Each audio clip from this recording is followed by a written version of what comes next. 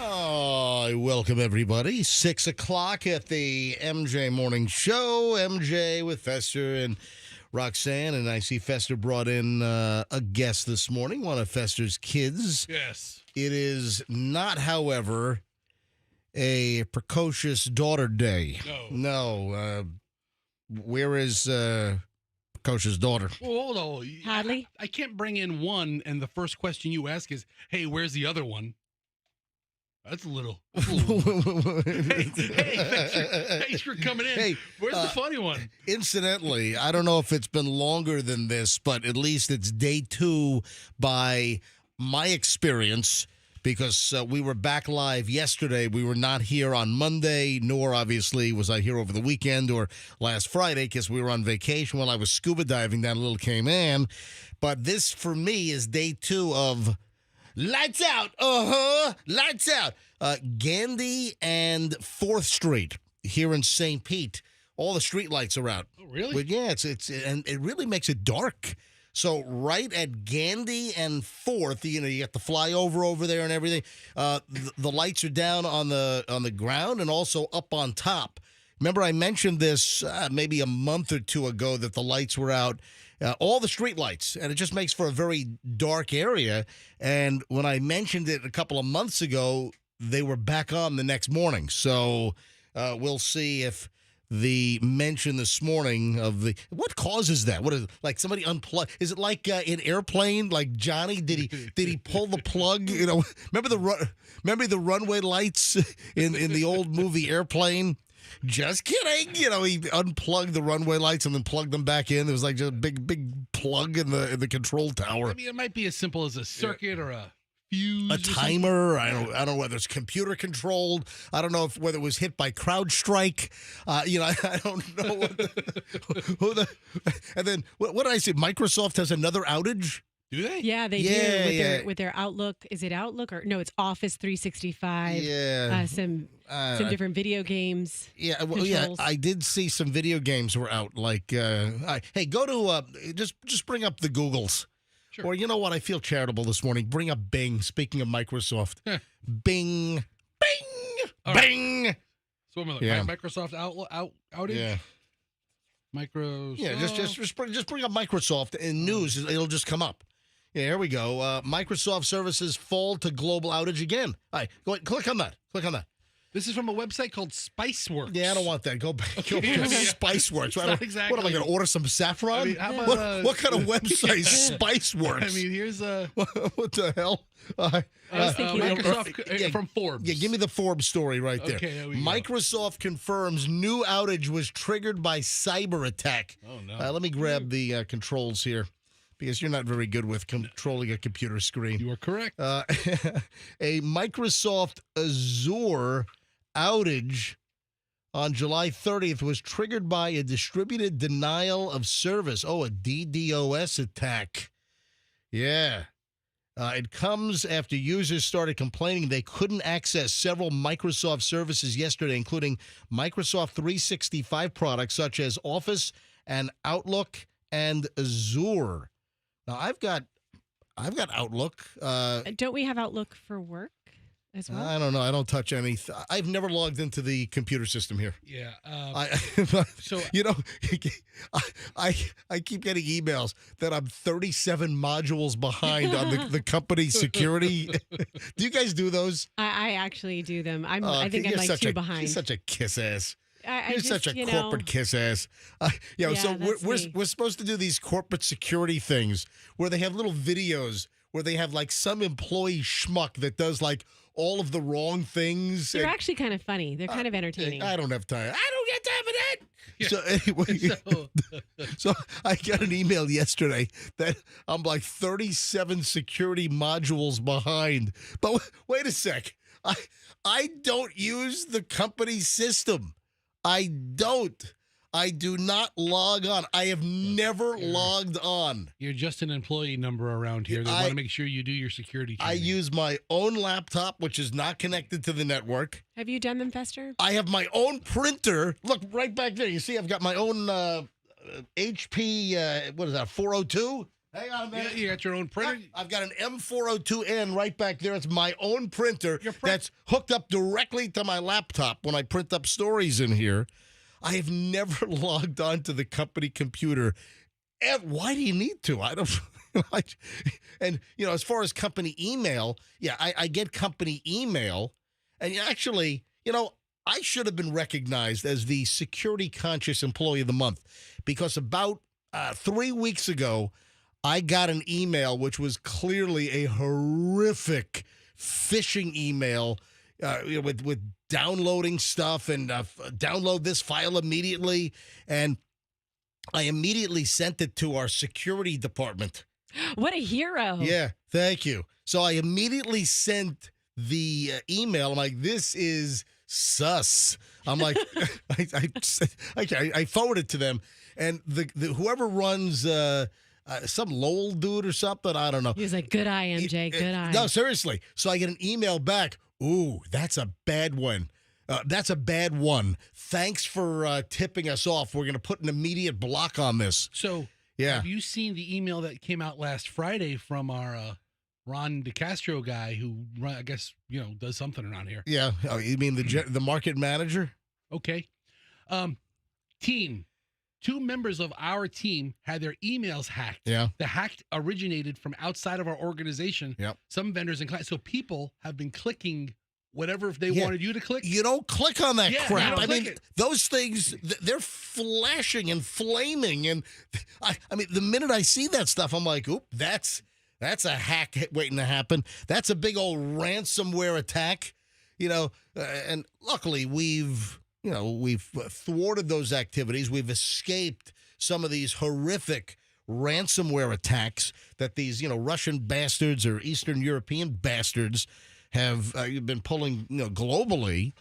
But that's right. I did see that email while I was on vacation last week. So once their emails were compromised, Yep. spam emails started going out to former clients of the radio station.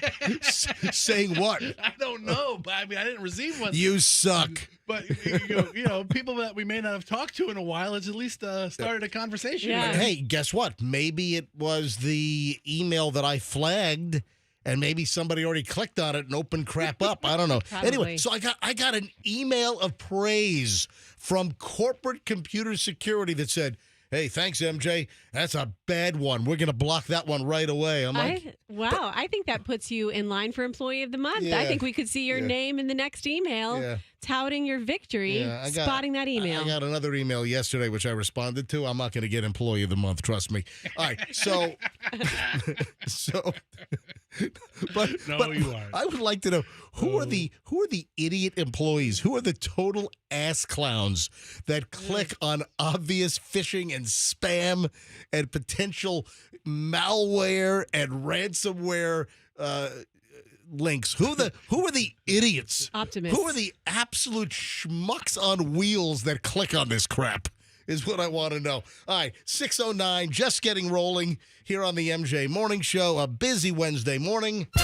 Traffic is on with Pat, and we're back in moments. Bad place to have an accident so early.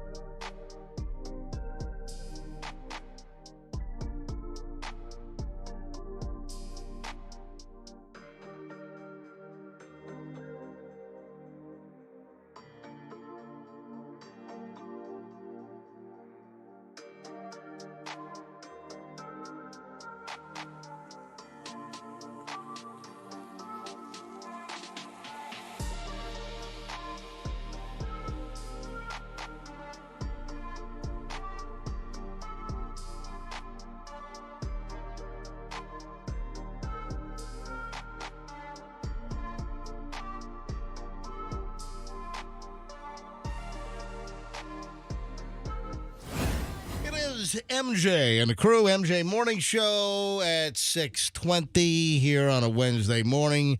Creepy story of the day. Now, we don't have a creepy story every day, but listen, they kind of... Fester, we got something going on over there? Yeah. All right. Yeah, what's going on over there? Yeah, kid thinks he can come in and talk on their microphone the whole damn time. Okay. And, trying to tell him that's not the case. Yeah, all right, yeah. Rule number one, Huddy, be quiet. Yeah, all right, so Fester brought his son in this morning. Do you still have the license plate with your kids' names on it, or Yeah, no? it's on the other car, but yeah. Hold on, it's on what car? Well, I have two cars. I'm wealthy. Well, wait, You know what I mean? wait a minute. What car is it on? Well, it was on the Lincoln. Yeah, the Lincoln. I thought you sent that to the Crusher. Right, and I took it off the Lincoln. All right, so where is the... I put it on the Tesla. Oh, it's on the Tesla now. Yes. Oh, I didn't know that. Now, Oh, speaking of the Tesla, I don't think your Tesla is one of the recalled ones. There's a new problem with Teslas where the hood could fly up at any time. at any time. The frunk I saw that. can Yeah. totally frunk you Yeah. up. Uptown frunk you up. Uptown frunk you up. Uptown frunk you up. I mean, they're really, really great ideas until they fly up in your face. Hang on a minute. Imagine if there's junk in your frunk. Yeah. Tesla recalls more than 1.8 million vehicles due to hood issue. Tesla's recalling the vehicles because there's an increased risk of a crash. Why? Because the hood could fly up while you're driving and obstruct your view. And next thing you know, you're like, son of a... What the hell? What's going on? I can't see. It's like, what was the movie? The Tommy Boy. Tommy Boy, exactly. It's Tommy Boy, and suddenly, oh my God! And, there's also an increased risk of a deer flying through your convertible top. And all kidding aside here, billionaire Elon Musk's Tesla is recalling some 21 through 2024 Model 3, Model S, Model X, and 20 through 24 Model Y vehicles. Dude, that's you. That's me. Mm-hmm. I'm in the Dude. some. It says some, not all. Some. So I don't know if I'm in the recall. Your day could be frunked up. Dude. Your wife, who drives the Tesla, Yeah. is she in town? Is she? No, she's in town. She was out of town last week. Oh, she's back. Yes. So her vacation time away from the family mirrored my time scuba diving down in Little Cayman. It all worked out nicely. All right, very nice. But yeah, I'm on the list. 20 to 24 Model Ys. Have you gotten a notice yet? Elon has not left us a message, and I don't think we received a letter. Elon Musk has not sent you a message yet? Hello. Oh, hello, fat man. Hello, fat man. Your car is being recalled because my frunk could frunk up your day. Is it just a new latch? I mean, what are they going to do? They're not going to replace the hood on 1.8 million vehicles. Here's what it says. 2021 through 2024 Model 3, Model S, Model X, and 2020 through 24 Model Y vehicles are being recalled because the hood latch assembly may fail to detect an unlatched hood after it has been opened. I thought I saw that it's a software issue, that they might be able just to flash a new software patch.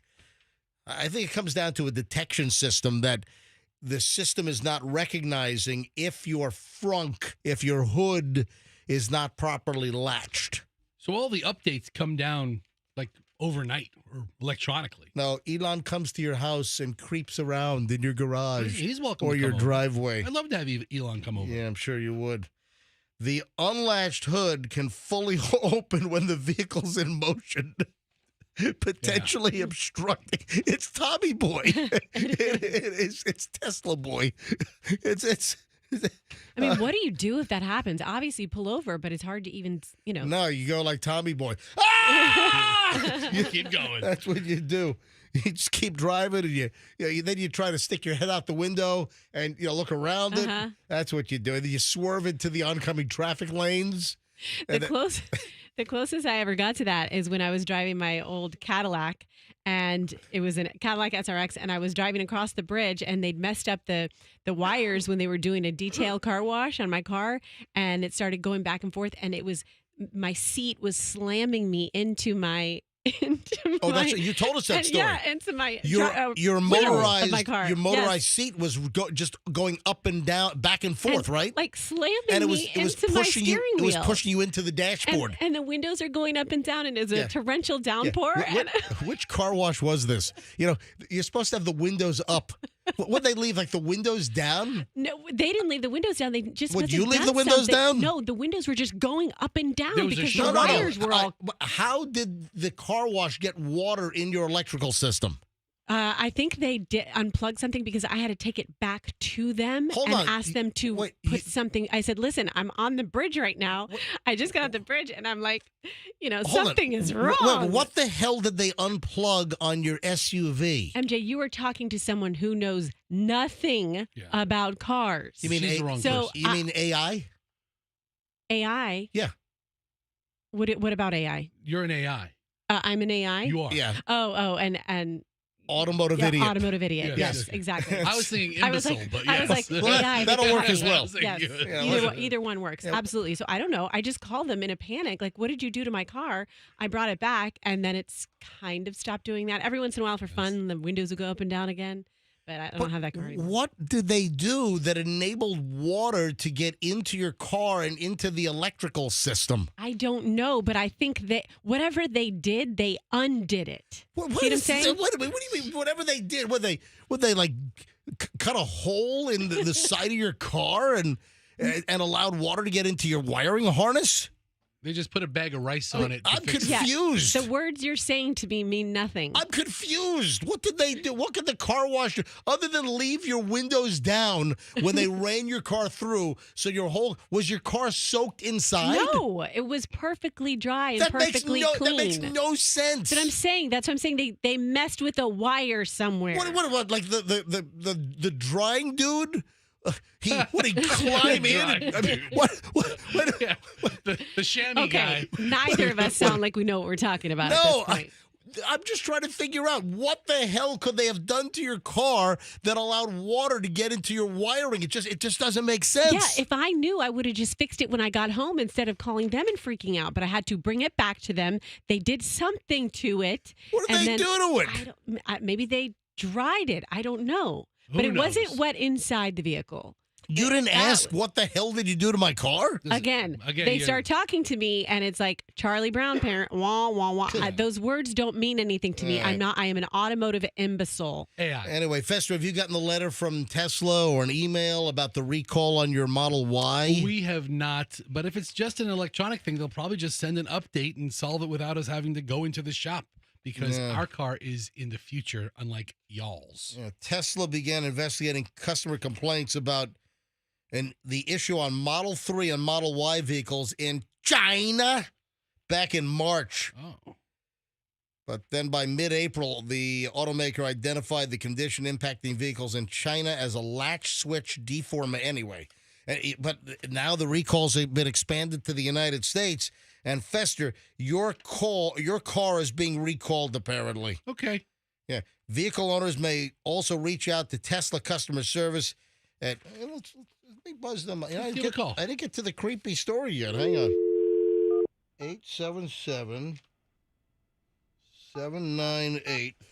877-798-3752. This is Tesla customer service. Thank you for calling Tesla customer support. Yeah. For flat tires, lockouts, and non-drivable vehicles, press 1. For service, vehicle, and supercharging support, press 2. What about- For vehicle home charging, such as a wall connector or No. mobile connector, Not it. press 3. Nope. For solar, Powerwall, or other energy Nope. product support, Nope. press 4. Nope. If you know your party's extension, press 5. Yeah, what's Elon's extension? What about the fact that? Oh my God! I can't see! Oh my! I didn't receive an input. What? Let's try again. For What? flat tires, What? No! lockouts, and No! non-drivable I can't see! My frunk is all frunked up! My name is Milton Flunchcow! I can't see!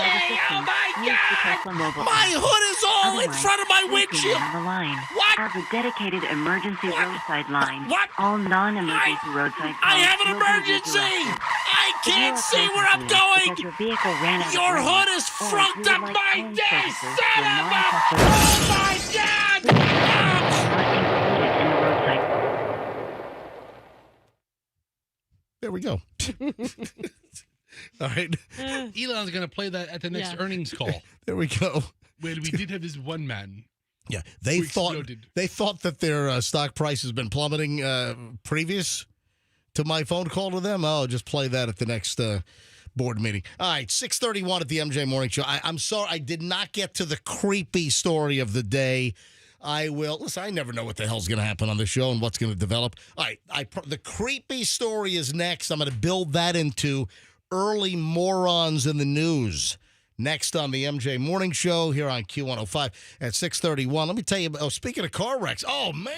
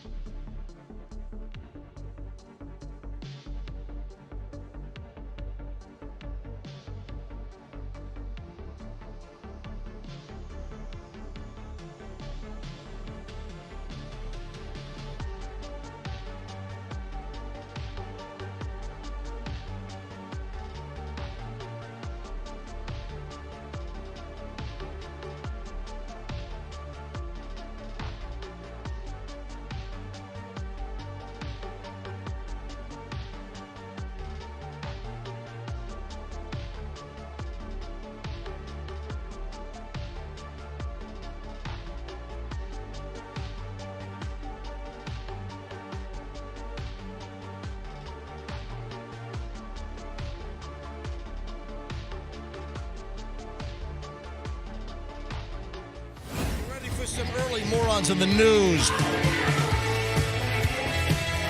right, first let me start with the creepy item, which I was supposed to do in the last segment, but, well, listen, spontaneity took over, and we got into a whole frunked-up situation in the last segment. All right, so this is creepy.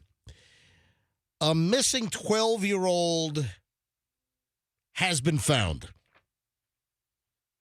Well, that's a good thing. They've been found. With a 34-year-old man that she met on Facebook Messenger. All right. That's I didn't know what direction creepy you're going in, but okay, yes, very. That's pretty darn creepy. Yeah, Yeah. this is out of Georgia. I don't know where Hall County, Georgia is.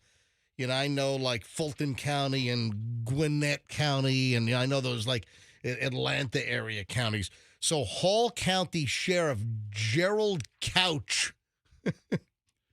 Yep. Is that a fold out couch?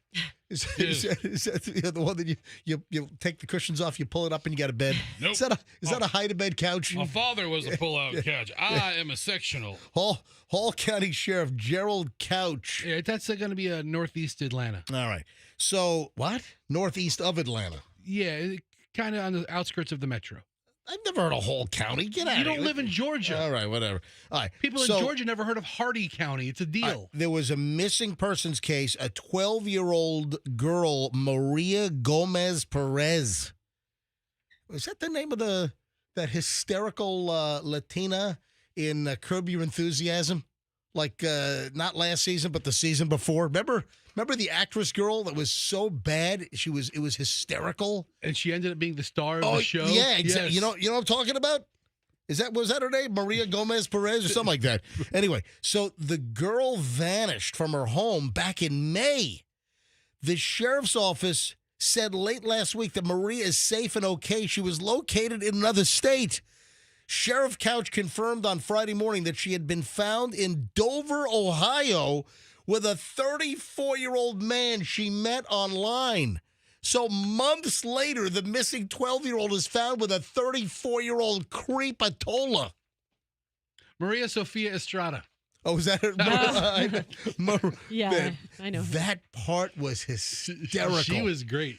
Maria Sofia Estrada, not to be confused with Maria Gomez Perez from this terrible story.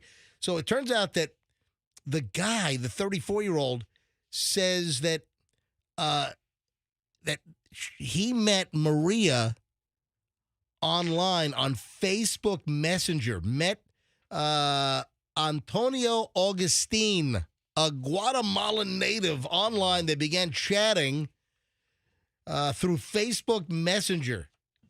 She told Augustine that she was unhappy and wanted to leave home. So the 34-year-old man facilitated the 12-year-old leaving home. Yeah, I don't know what the laws are like in Guatemala, but here in the United States, that's not good. It's a no-go. I don't think it's good in Guatemala either. On May 29th, Augustine, whatever, drove from his Ohio home to Gainesville, Georgia to pick up Maria and take her back to Northeast Ohio, where investigators believe that she's been ever since. May 29th through last week, the 12-year-old was missing with some Guatemalan dude that she met on Facebook Messenger and was driven to Ohio. That's a good reason enough right there just to say no kids on Facebook, no kids on social media. Oh, my Just ban it until God. they're 18. What a mess that is. All right, moving along. Early morons in the news. HOA strike again. HOA members in a community tried to shut down a kid's lemonade stand and even called the sheriff's office. Really? Yeah, Why people? I don't know. This is idiotic beyond description. There's nothing cuter than kids doing a lemonade stand. Yeah, this is out of Summit County, Colorado. HOA members tried to shut down a children's lemonade stand by calling the sheriff's office. Are you kidding? I mean, what a waste of resources. What kind of a curmudgeon do you have to be to shut down a kid's freaking lemonade stand? The kids should do a peace offering and give them free lemonade to the HOA or whoever called, but then put the eye drops in it like they did in Dumb and Dumber. So they have gastrointestinal issues. The caller said that the kids were blocking the road.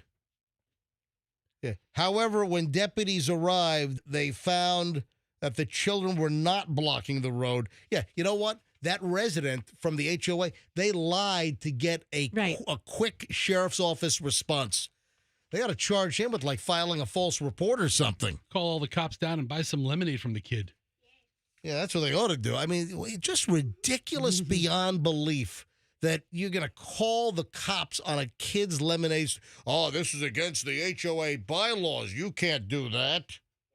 That just angers me. Somebody needs to find that, punch him in the face. You know what? Take the lemonade pitcher and just ram it over his head. No kidding. Just smash. Hopefully it's a glass pitcher. You just smash that thing over his head like a bar fight.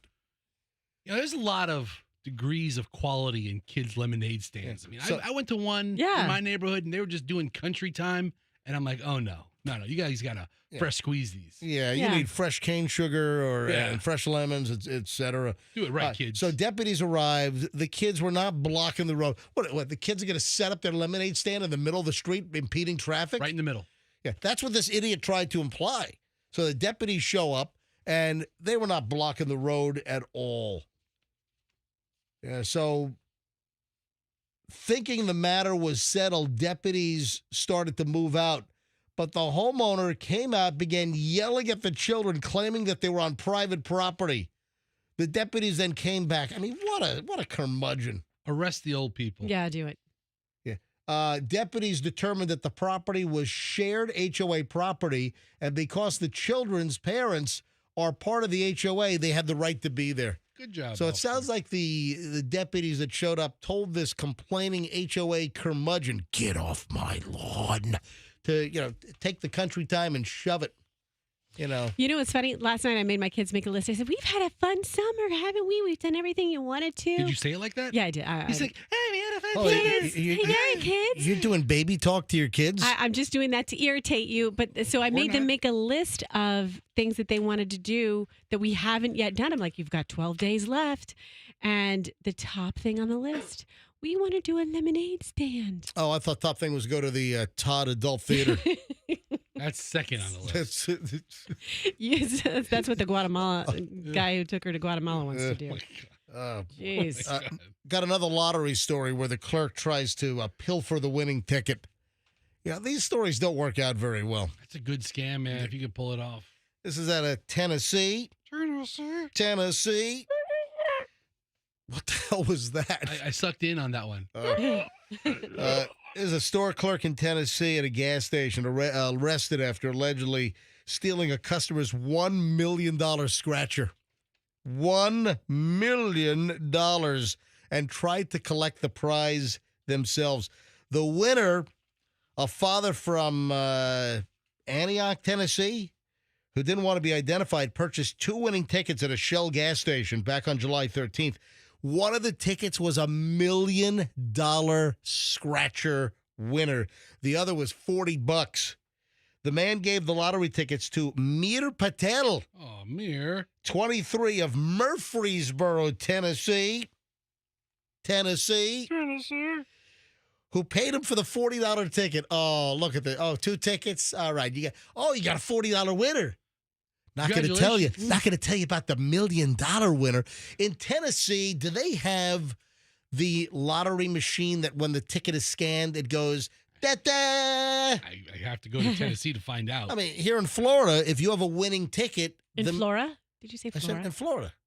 Okay. Here in Florida, when you scan a winning ticket or the clerk scans the winning ticket, it goes, da-da. It makes that it makes the ta-da, like, yay, winner noise. They even have the machines where you can do it yourself. You don't even need to rely on the clerk. But what was her name? Mir Patel? Mir Patel, 23. Paid him for the $40 ticket and didn't tell him about the $1 million winner. Patel then allegedly threw the $1 million ticket in the trash. So, put on a big show. Oh, yeah, there's not a winner. You want me to? I'll throw it away for you. Toss it in the trash. Customer leaves. He's like, oh, my God, I got $1 million scratcher here. Yeah, store video obtained by investigators from the Tennessee Lottery showed. I wonder if the investigators for the Tennessee Lottery, do they carry tasers? Probably. Yeah, they should have tased this guy's ass. That's a taser-worthy job. Yeah, they showed the store clerk allegedly taking out the trash where he removed the winning ticket before placing it in his pocket. Mr. Patel is then seen later in the video celebrating in the store. What is he, jumping all around? Yay! He's the best day of his life. Yeah, he pilfered. He completely pinched a $1 million winning lottery ticket. He thought he had won. No. So he's celebrating on store video after scratching off the front of the ticket and learning it was $1 million winner. Well, apparently he already knew that. Patel later tried to claim the $1 million prize from the Tennessee Lottery, but employees were suspicious. Craig said the video from the gas station helped identify, that's one of the investigators, that the video from the gas station helped identify the lucky father who authorities said was the rightful owner and the winner, and he was surprised that he won. He was very thankful. Patel was charged with theft over $250,000 and is being held on a $100,000 bond at a county lockup. Hearing was set for yesterday, so there was a hearing yesterday. The feel-good side of the story is the father never knew that he was the winner until we made contact with him.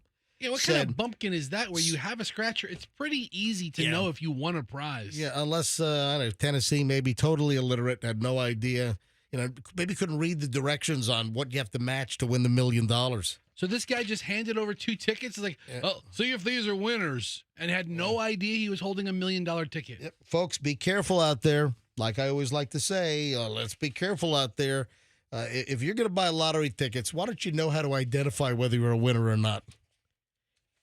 Yep.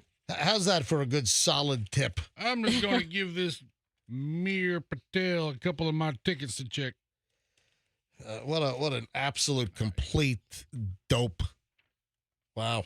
All right, 6:52 at the MJ Morning Show. A little early dose of morons in the news. I didn't even really scratch the surface, so I've got more that I got to get to during the course of the program. So I'll sprinkle in some additional morons in the news during today's program. 7 o'clock hour starts next, including if you had chicken pox, the shingles virus is already inside you. Remember that commercial? Yeah, it sounds like a commercial. Yeah. Anyway, I saw something on the Shingrix vaccine, which I did. Because, it's recommended that like over 50 that you get if you had chicken pox, that you get the 2-part Shingrix vaccine. And I just saw something, if you get the vaccine, there's some news that if you've gotten the vaccine, you got to hear what is next if you've gotten the vaccine, the whole Shingrix thing. So get to that in just a couple of minutes. Anyway, loaded next, 7 o'clock hour, just minutes away. I do have a roof leak.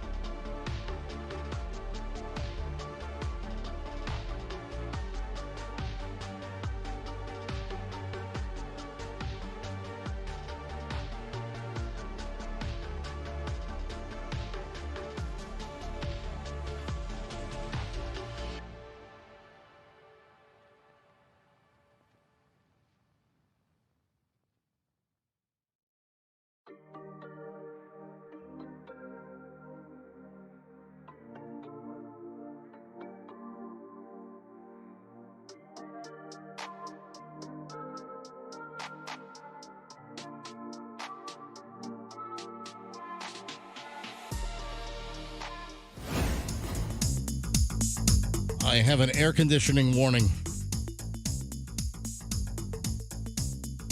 Hotel, motel, air conditioning warning, which could make you very, very ill. I mean, not quite Legionnaire's disease ill, but still, I'll get to that here in just a second. So, anybody intrigued by my Shingrix teaser a few minutes ago? I just remember when my kids were younger, man, they loved that commercial for Shingrix. Shingrix. Shingrix is Shingrix.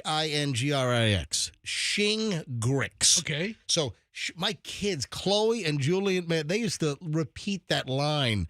If you've had chicken pox, the shingles virus is already inside of you. man, the kids, I mean, they were like 7, 8, 9, 10. They would just walk around repeating that. Whenever that thing came on, they love, for whatever reason, they kind of, kids just kind of hone in on certain things. Yeah, you're much more patient than I am. I let them say it 3 times in a slap. Oh, man, they love that. Anyway, I just remember the kids running around, saying that whole Shingrix tagline. And then, I turned 50, and the pharmacist, I was going to pick up just my, my acid reflux, my omeprazole. And this is a couple of years back. And the pharmacist is like, hey, I notice your age. Have you had chicken pox? Have you thought about getting the shingles vaccine? And then also, there's this one pharmacy that I used to go to. It was a CVS on Henderson. Don't really go there much anymore. But there was this one pharmacist there, man, that was like the vaccine pusher. Yeah, they're out there. That's their job. I don't know, but I don't know. Did they get bonused?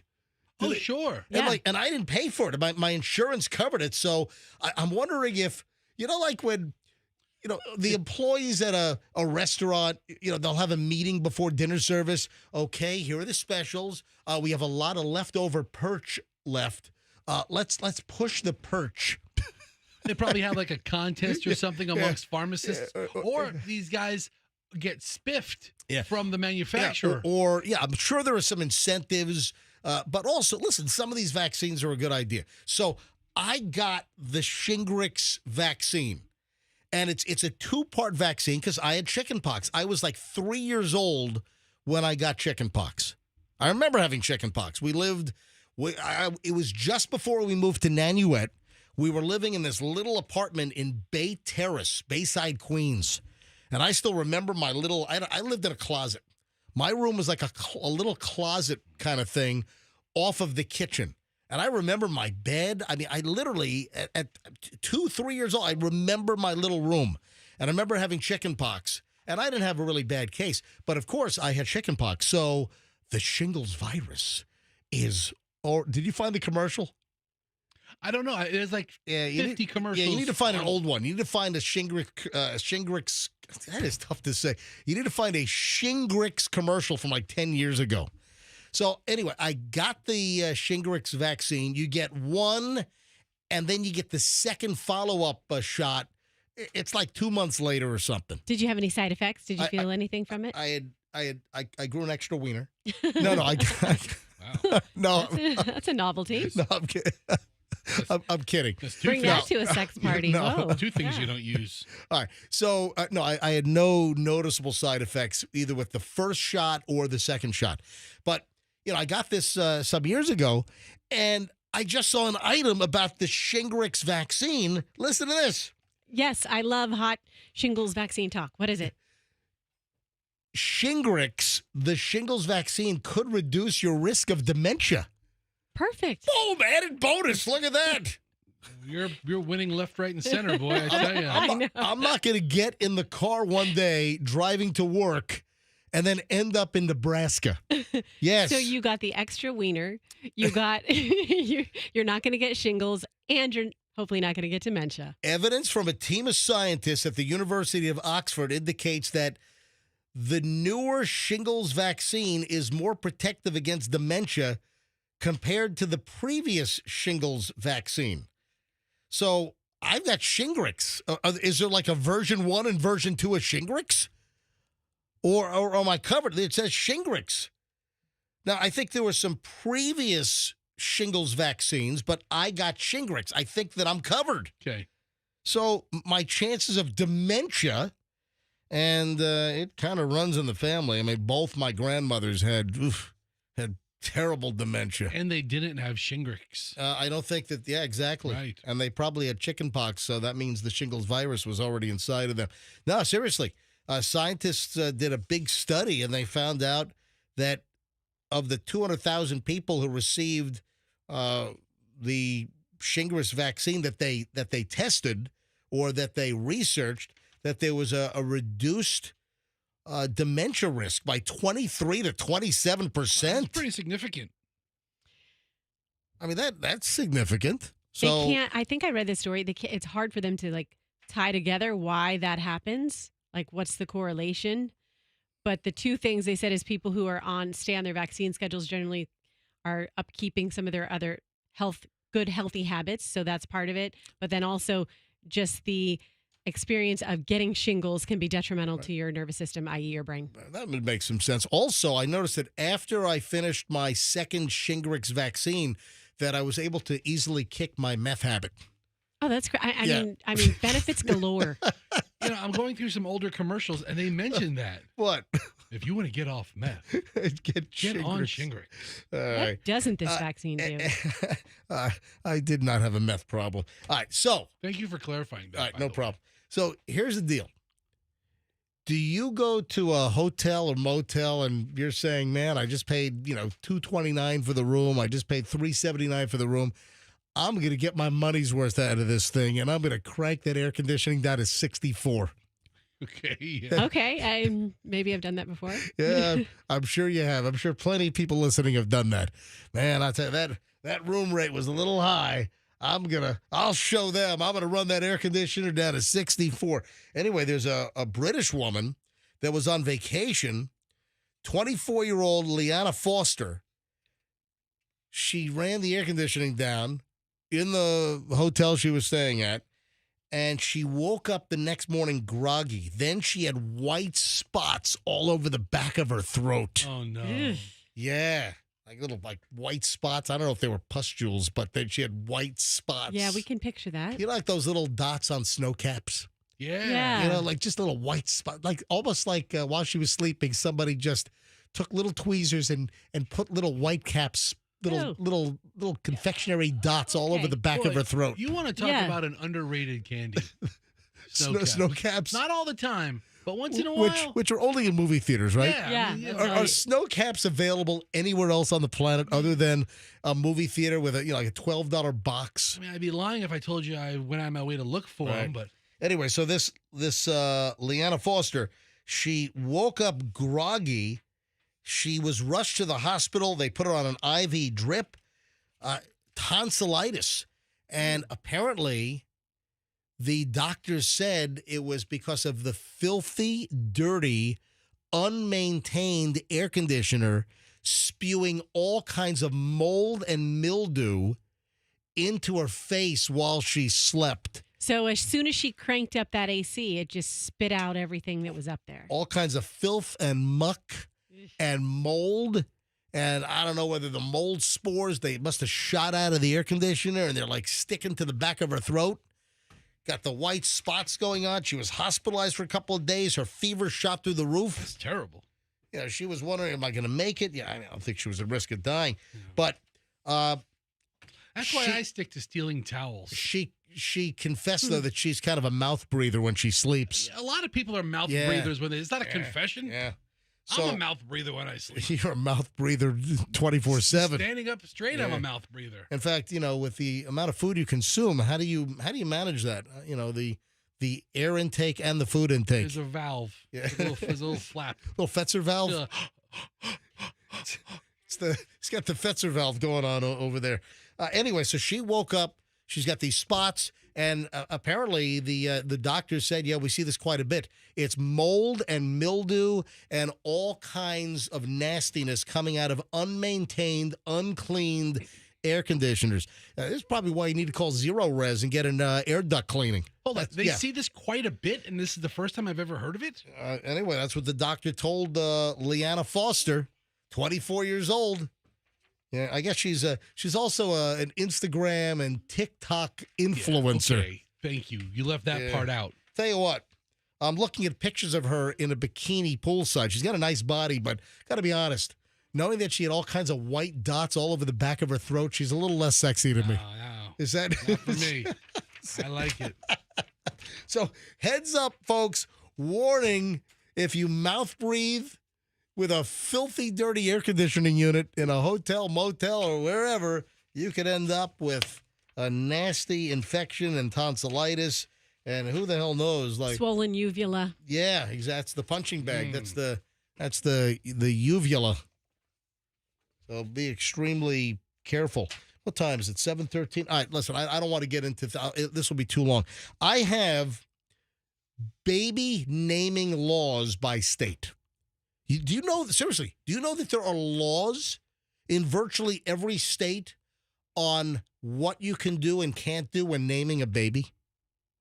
Well, I've heard there's some prohibited names. Yeah, well, like 4-letter words. Well, hang on a minute. You know what? We can't get to every state. Obviously, we're going to do Florida because that's where we are. But I'll let you guys just kind of randomly pick a couple of states. And what are some of the crazy baby naming laws in states around the country? And then there's also like a list of banned baby names, which is kind of interesting. All right, that and a whole lot more is on the way. Cable down in my neighborhood yesterday. And I called up. They didn't respond. I called back. We could be there tomorrow between 9 and noon. I'm like, I don't think you understand. There's a all right, I'll explain coming up in just a moment. Also, Fester, you've got the restaurant story. You guys walked out of a restaurant while we were on vacation last week? We did. All right. We did. I can't wait to hear this. Anyway, I haven't even scratched the surface. There's stuff even much better than that crap. All in the hour and 20 minutes of non-stop MJ Morning Show next. That's right. We go an hour and 20 minutes with no interruptions next right here on Q105, so you don't want to move.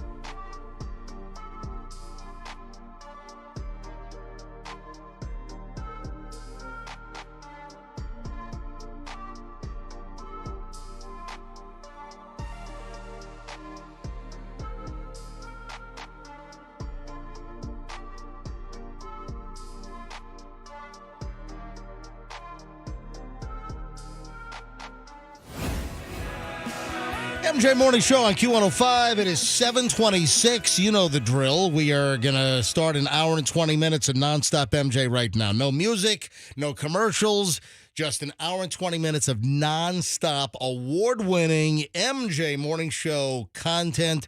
Oh, Chloe had an interesting Uber incident yesterday. So I got to call her up in just a few minutes. Well, she Ubers to work every day, so she's going to have some. She does. Chloe Ubered to work yesterday, from work. Sometimes we'll pick her up, or sometimes Michelle will drive her. For instance, last week while I was scuba diving at Little Cayman, Michelle drove Chloe a couple of days last week, drove her downtown to the state attorney's office where she's working. But on the way home yesterday, Chloe group texts the family, Michelle, me, and Julian. Oh, my God, you're not going to believe what just happened in the Uber. So I'll call Chloe in a few minutes. She's probably right in the middle of getting ready, probably in the shower or whatever. So I'll call her in this segment in just a few minutes. She's probably drinking wine in the shower. Not before work. That's great. Yeah, my daughter's going all liquored up to her job at the state attorney's office. She's not driving. No, she's okay. It's not okay. It's not going to drink wine before she goes. Posted her on your IG drinking wine. I'm not hating it. Yeah, that was love at it. night. I've done it before. She had a glass of wine in the shower that she sent the group a text, and then I proceeded to post that on my Instagram. I don't know, like a month or two ago. Anyway, before the break, we have a lot of stuff here, folks. I'm going to tell you right now. Do not miss the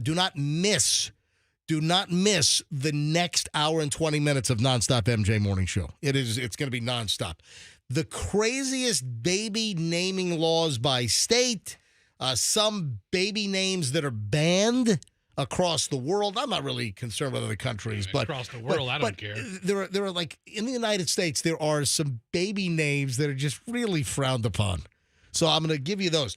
First, though, some of the baby naming laws by state. Obviously, I'm going to start with Florida, and I'm not going to do all 50 states. We'll randomly just do a couple of the baby laws. So in Florida, you want to name a baby. There are laws. You want to name a baby in Florida, you have to abide by a couple of things. In Florida, do you know that if parents cannot agree on a first name, no name can be listed on the birth certificate until both parents sign an agreement or a court selects a name? Did you know that seriously, if the parents can't agree on a name, the court will pick a name for the baby to go on a birth certificate? You know what else happens when your baby is first born if you're not married? Because I was not married when my children were born, and they go with the mom's last name. So it always made me laugh whenever I would see Daviana Wilder, because that's not her name. That's not my husband's name. Yeah. Well, but you like the little name tags they put on the baby. But you didn't get married for about 6 years after your kid was born, right? Evelyn was 5 when we got married. 5 or 6. Right. She was so 5. 5 years close. old. So, and Daviana was 3. Right. Yep. So your oldest was 5 years old before you and Dig Dug formally got married. Yeah, we put it off. We were by the time we put it off that long, and we had them. We're like, let's just wait until they're old enough to remember. What state would you like to know? So we know Florida, that if parents can't agree on a first name, none can be listed on the birth certificate until both parents sign an agreement or a court selects a name. All right, let's pick. But that's it. I mean, there's no band names in the state of Florida, or not on the list of interesting elements what here. What about like a big state like California? Listen, go ahead and Google more. Then Google Florida baby naming laws. See if there's anything else. But I don't want to write a term paper on it. To me, that's very interesting, though, that the court, if the parents can't come up with a name, the court will assign. Do they have a list of names? Okay, what's next? Okay, Bertha, next up on the list. Bertha. It's Eugene, next up on the list. You have some judge hold the kid up. Yeah. This looks like a Josiah. All right, Roxanne, name a state. What would you like to know? Nebraska. Okay, fine. That's good. Nebraska. So in Nebraska, hang on a minute, North Dakota, North Carolina, Michigan. It's this page right here. Nebraska. No names that imply objectionable or obscene words or abbreviations. Okay, that's a good fair. So you can't rule. name a baby FU? I mean, apparently. SOL. SOL is frowned upon. What about another state? Fester, give me a state. I mean, what about a big state like California? All right, California. All right, baby naming laws in California. Here we go. California. Derogatory or obscene names are banned in California. Only the 26 characters of the English alphabet are allowed, which rules out, what is the German, the umlaut, right? Little two dots on top of it? Is that how you pronounce that? Pictographs such as smiley faces or ideograms such as thumbs up signs are specifically banned. So, wait, you can't name your baby an emoji. Yeah, is what it exactly. comes down. What about the pile of poop? What about the poop? I'm naming my baby the poop emoji. You know what? I find that a hard time because in California, you'd think there's a large amount of, pretty diverse births. And, like, doesn't the Spanish alphabet have, like, 2 letters with an apostrophe on it? Or what if you want to, Yeah, in California, the enye. Yeah. Yeah. The enye, which is the squiggly line above the N. Admittedly, California has a very large Latino population. Or whatever the line is. The enye is the letter, right? And what's the little line above called? Yeah. What if you want to offer an homage to Prince and name your child that symbol? Oh, no symbols. The Prince, no symbol. All right, give me another. Just two more. Two more. Give me another what state. about like New York? All right, New York. Here we go. New York. First and middle names can't be more than 30 characters each. A 30-character first name? Yeah. Guess what? You can have 30 characters as a first and middle name, but you can't have 31. No. Okay. So say you name your child, you're one of those parents, you're pushing 30, 31 characters. Is that helpful to your child or harmful? It's helpful because they're going to learn a lot of letters. A lot of letters, yes. Numbers and symbols in New York, unacceptable. So remember the Seinfeld episode with naming the baby 7? Oh, yeah. So you can't, I know you can't have the number 7 in there, but could you? Yes, you could do SEVEN, right. But you could not have the number 7 anyway, I thought it was an interesting list. So I found a list here of names across the country that have been ruled illegal by different courts. King, Queen, Jesus Christ. Yeah, that's on my list of banned baby names. I know a couple of Jesuses, but you can't name them Jesus Christ. Then the third, like the third. Yep. Santa Claus Majesty. The N-word is ruled illegal, which probably makes sense. Oh, you can't say the next one. Yeah. Wait a second. The next one's, The next one is Mystery and then the N-word? What is that? Yeah. Oh, my God. This is one that has been ruled illegal by a U.S. court. What the Well, living? I have a friend named Majesty. Yeah, well, in some states. Some states. In some state, it's been ruled illegal. You can't name a kid Hitler? Yeah, Adolf Hitler. You can't. Yeah. In most states, you can't name a kid Adolf Hitler. Adolf is still fair game, but you can't just put the A in the H Messiah. together. Okay, it reminded me earlier when you said that you can't use an emoji or a character in California. Yeah. Could you name your kid Poop Emoji? Yes, the words poop and the word emoji. So yes. P-O-O-P is the first name, and then emoji, E-M-O-J-I is the middle name? Uh-huh. Poop emoji Crenshaw. But like in Italy, it's illegal to name a kid Friday. In China, it's illegal to name a kid Islam. In Morocco, it's illegal to name a girl Sarah. What about beef and broccoli? Can you in China? Can you name? You can name it. How about egg roll? General Sow. General Sow's in New chicken. Zealand, Chief Maximus is illegal. That's enough. Mexico's RoboCop. I've had enough. New Zealand also. I've had enough. I've had enough. You can't name a girl Linda in Saudi Arabia. Linda, really? Yes. Suddenly. You can't name random. Wow. Devil in Japan. All right, I'm done. I'm moving on. Thor in Portugal. I'm done. I'm moving on. I'm done. All right, You can't name anybody Nutella in France. I got it. Oh, What? that's ironic. Wait a second. You can't name someone Nutella in France? All right, I'm done. That's it. All right. I got to call. Shut your mic off. Got to call. It's fine. I got to call Chloe. Chloe texted us about some crazy incident that happened in her Uber on the way home from work yesterday. Hello.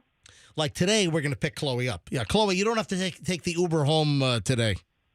Oh, thank you. Yeah, we're picking you up because Mom wants to go to Colony Grill for a nice Stamford, Connecticut bar pizza pie.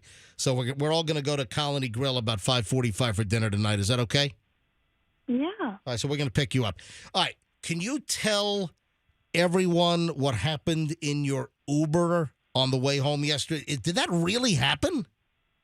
Yeah, I mean, and unfortunately I was on my phone, but all of a sudden I just look up from my phone because I saw something out of the corner of my eye.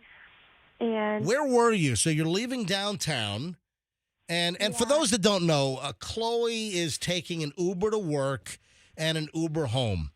And I talked about this already on the show. I'm not buying Chloe a car right now because Chloe's going to be working at the state attorney's office for a little over a year. And then she's going to go to law school. Chloe will start applying to law schools, I think, in September, October, for entry into law school in the fall of 25. So I'm not going to buy a car for a year. And I did the math.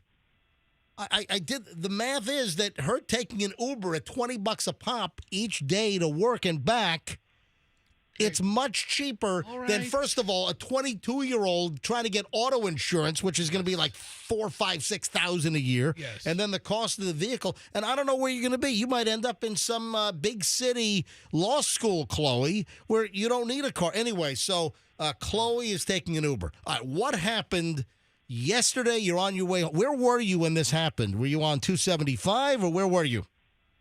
No, it was around UT area. All right, so you're on Kennedy. Yeah. So you're on Kennedy. You've just left downtown, the beer can building. You're heading down Kennedy Boulevard. You're near University of Tampa. What happened?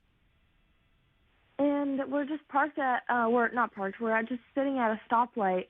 And I'm on my phone, but out of the corner of my eye, Is this like near Mise Place or something? Or that Tweed's, around there on Kennedy?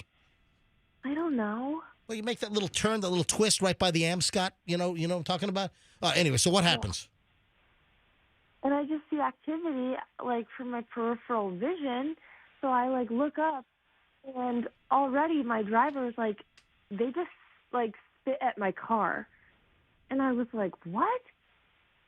And she goes, yeah. And so I see the girls. It's two girls, almost my age, almost college-aged, I think. Hold on a minute. You're telling me that two college-age girls are in a car and one of them spat on your Uber driver's vehicle? Yeah. And so... I mean, Hawk Tuan. It's the Hawk Tua girl has transferred to UT. What Yeah. All right, so what happens? So I'm just okay. At first I thought maybe it was just them spitting something out of their car and not really at our car. And then they quickly drive away. And so I asked the driver, I'm like, you saw the whole thing? She goes, yeah, I saw the whole thing. And I asked, was it intentional? And she goes, it looks really intentional to me because they deliberately opened up the window, did it, and then quickly rolled up the window and drove away. Oh, my God. Was there an altercation? Did the Uber driver cut off the girls? No. Did the Uber driver not let the girls in? Or I kind of asked that because that's what I thought. And she goes, I did nothing. She goes, I think it was because I drive a Tesla. And she goes, sometimes I get hate for driving a Tesla. people spit on a Tesla? I don't know. Chloe, hold on a second. Hold on a second. God. I've spit on dozens of vehicles, so I have a couple of questions here. No, you haven't. Where did the spittle land? I don't know. I wasn't really looking. I mean, if you're intentionally going to spit on a car, you aim for the window. You send a message. Oh, so I've got spitting tips from Fester. I could do a TED talk on spitting on cars. Okay, I know everything about it. One move in bed that makes a man go crazy every time. You gotta give him that Hawk Tuan. Spit on that thing. You get me? Yeah, spit on that Uber thing. Give me one move in traffic that pisses off Uber drivers every time. And then what happened? They drove off, and that was it. And then did you notice the spit on the car, like dripping down the window or something?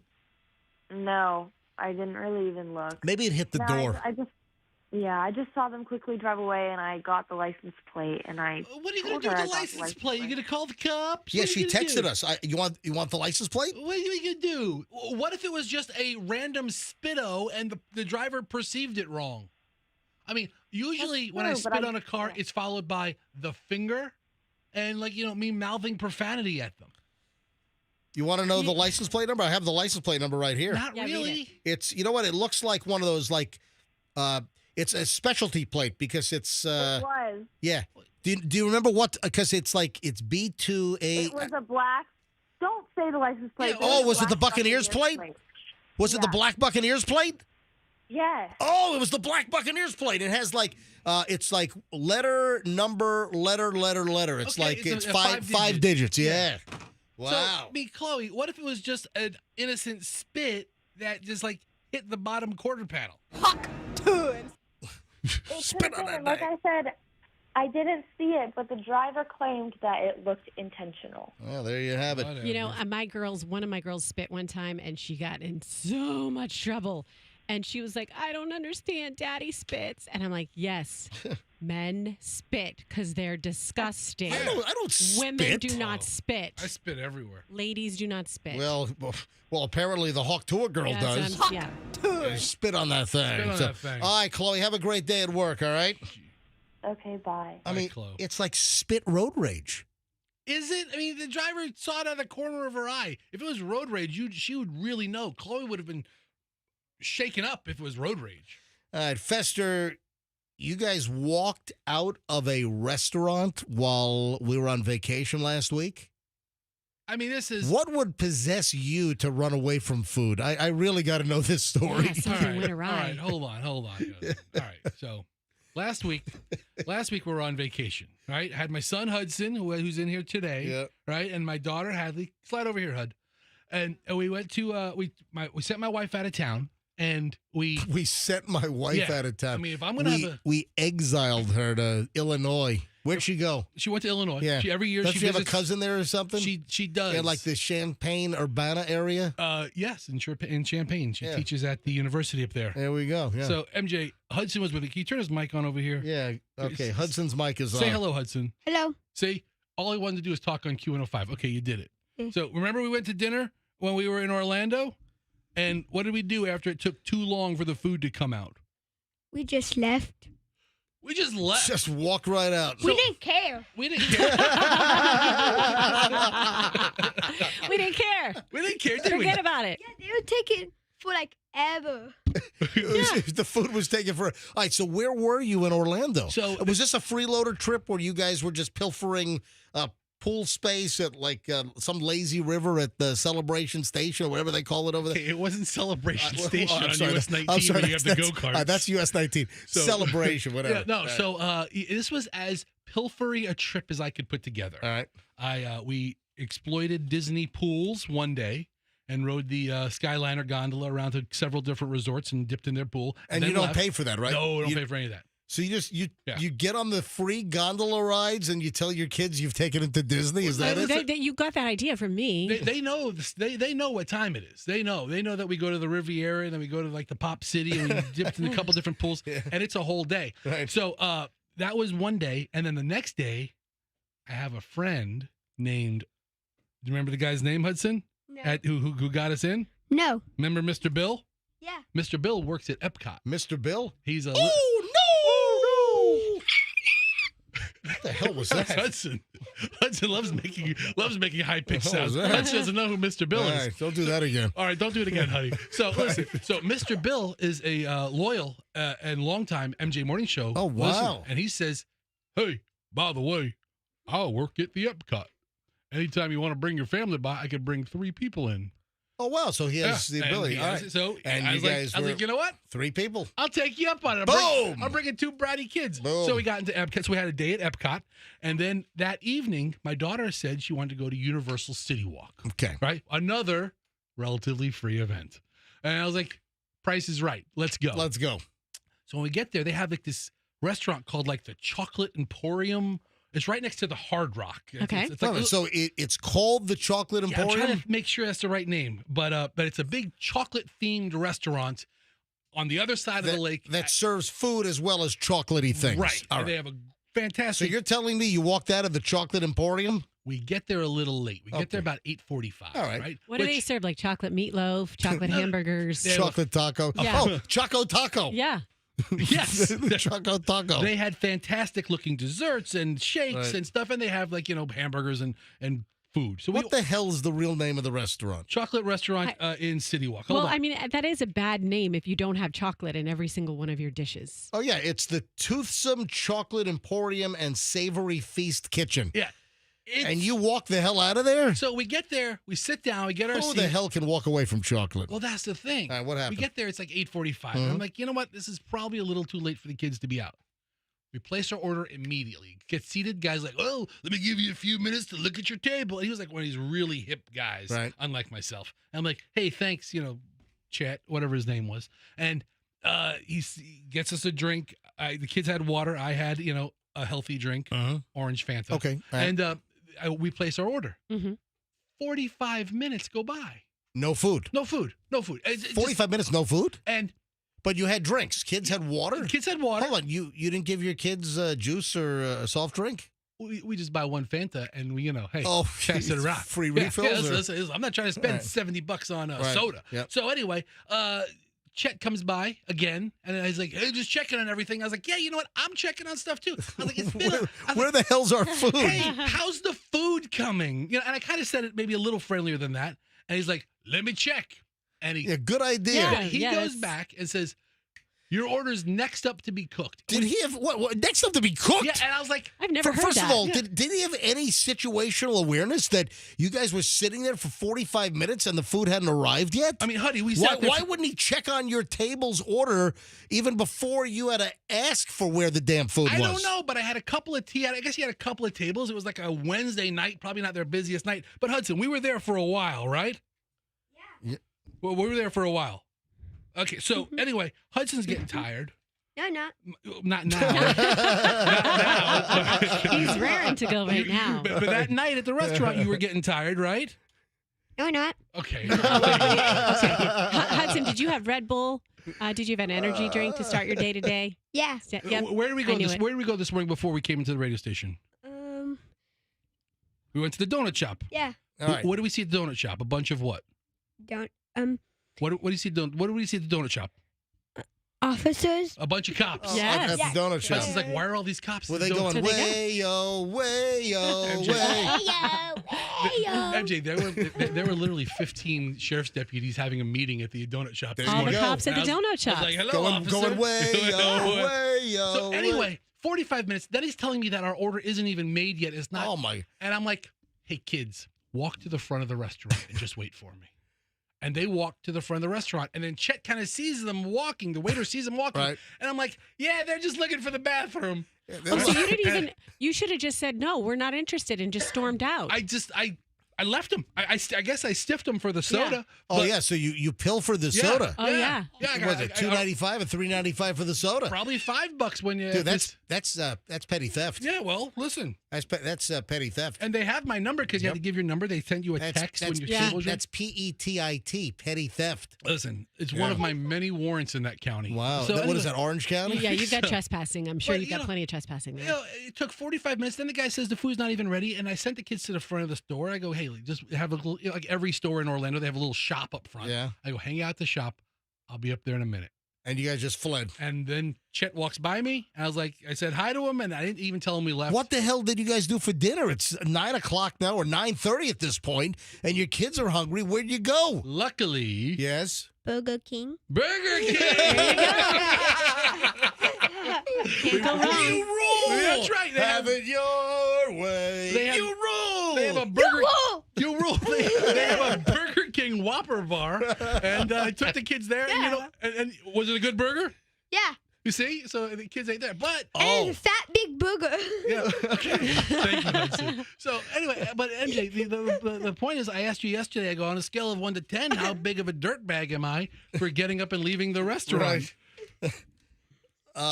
Is it a 10? I don't know. I mean, it took a really long time, and I was being polite about it, and we were going to order plenty of stuff, but it was getting really, really Hey, late. speaking of burgers. Yes. While we were on vacation, Did you see that USA Today came out with a list of the 10 best fast food burgers in America? I missed that. Yeah. So USA Today came out with this list.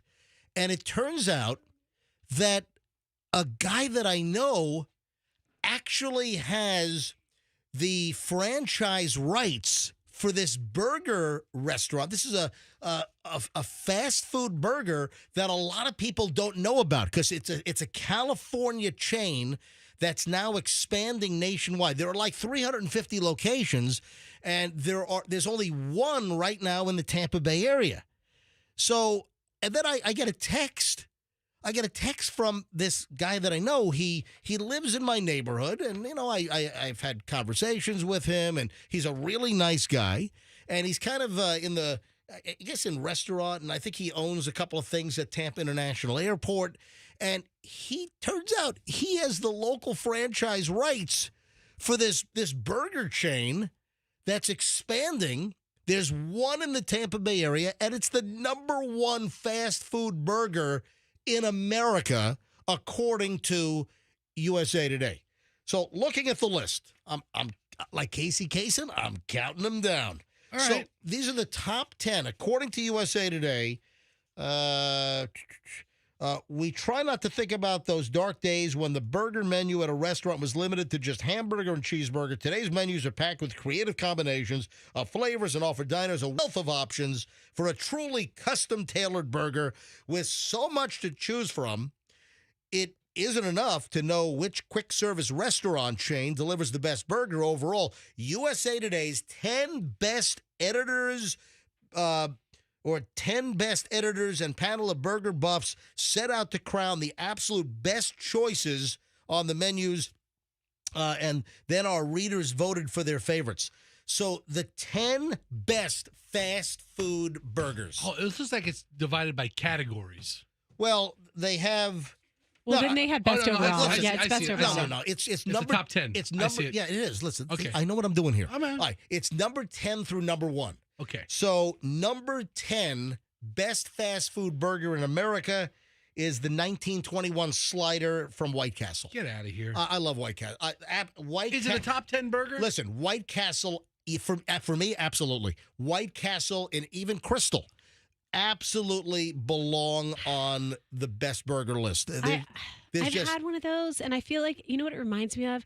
Remember the flavor reminds me of, remember Steakums? Yeah. That's what the flavor of those reminds me of. They put the onions on them? Yeah. I don't know. Every time I eat White Castle, I love them, and I feel like I'm dying just a little bit on the inside. Oh, God, give me a Crystal burger. Give me a White Castle. I love them. All right, so number 10 is White Castle.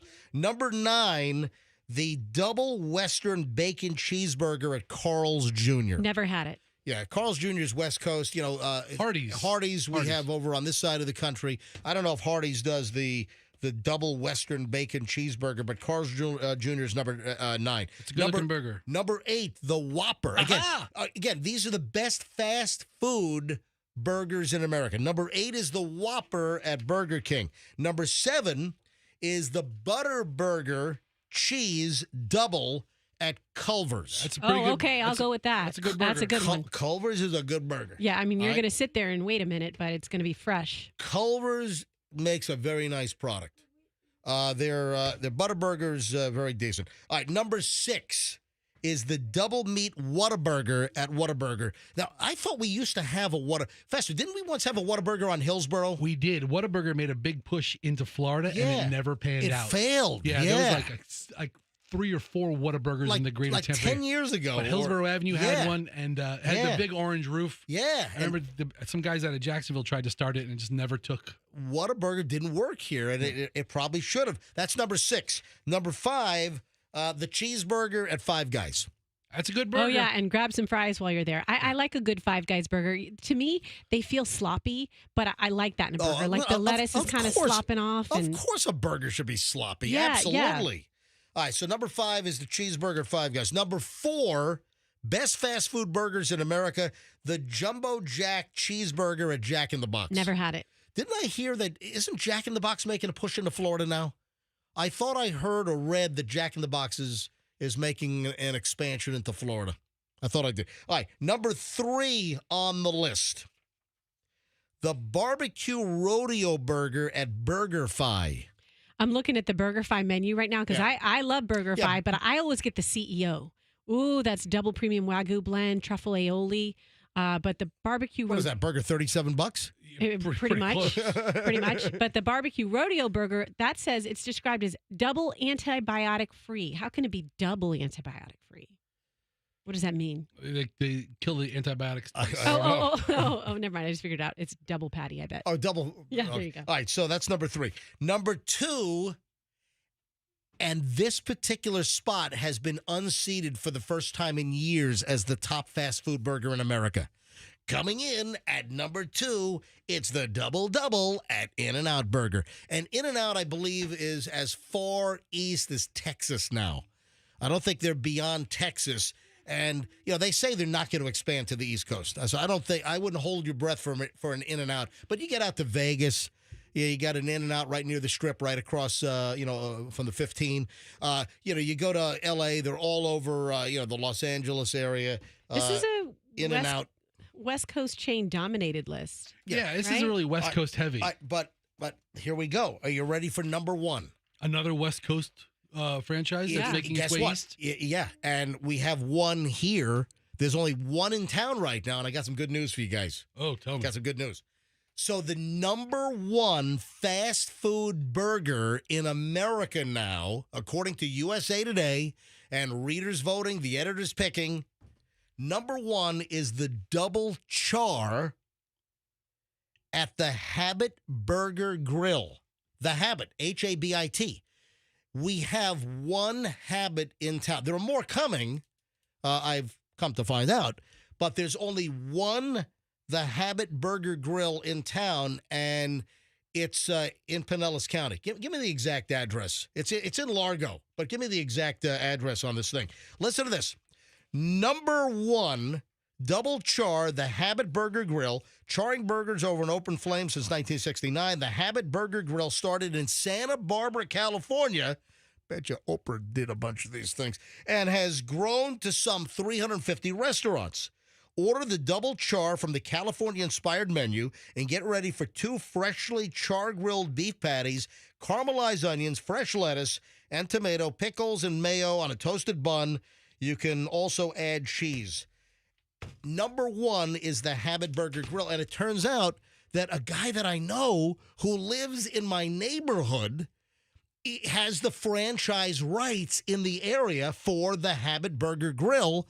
And there is only one right now in the Tampa Bay area. It's on East Bay Drive in Clearwater. Yeah, 4855 East Bay Drive, Clearwater is where it is. So I guess what is that, like Largo, Clearwater border it's area? Kind of like the line, yeah. So the only one in town, but and he texted me. Listen to this.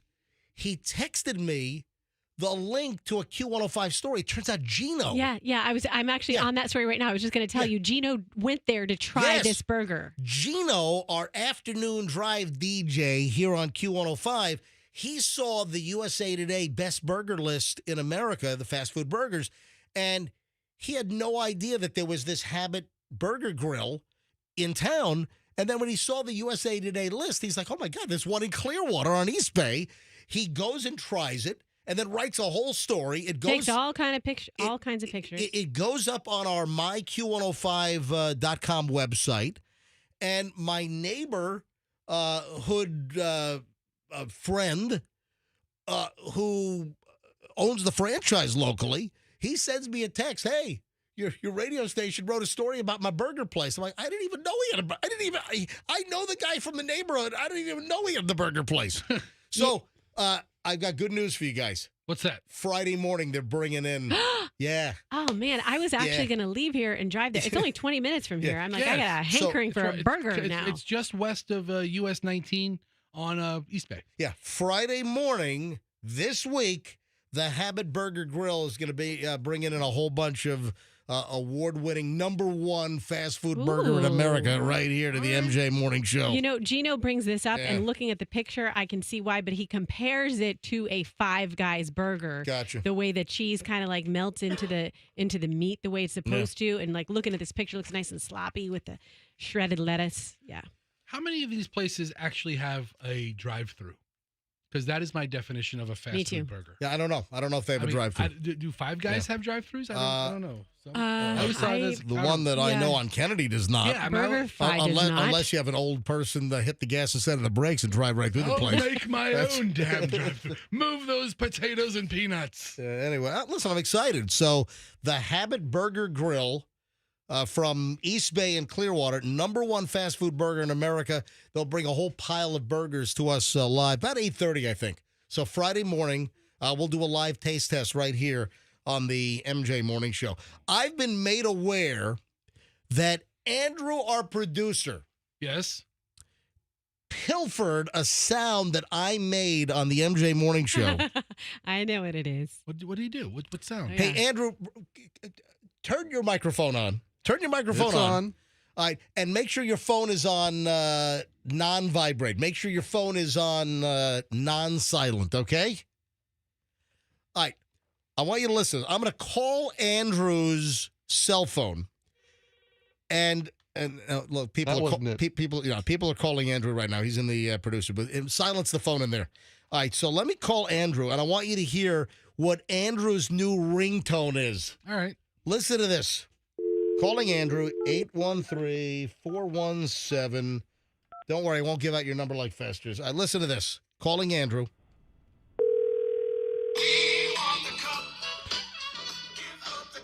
What? You know what? He must have a different. No, you have to call him from your own phone. From your cell phone. I got your cell phone. Your ringtone. Identity. It's a custom. So it's not your general ringtone. It's only It's only when I call you. Correct. Hold on. Your general ringtone is you want a cup. It was with a Stanley Cup. You want the cup? Oh, the Stanley Cup. That's your ringtone? ringtone? Hang on. So now I got to call him from my cell phone because it's my personalized ringtone when I call him. All right, here we go. I'm hitting it again. Here we are.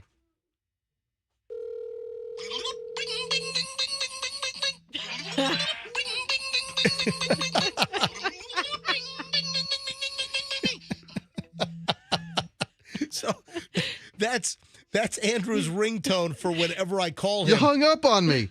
He's going to answer. He's going to talk to you over the phone. That was pilfered from yesterday's show. That is just, that sound is a metaphor for your behavior, probably. Like when you're calling him, like that's exactly. Hold on. Now, I have the noise. I have the noise isolated here on my sound bar. Listen to this.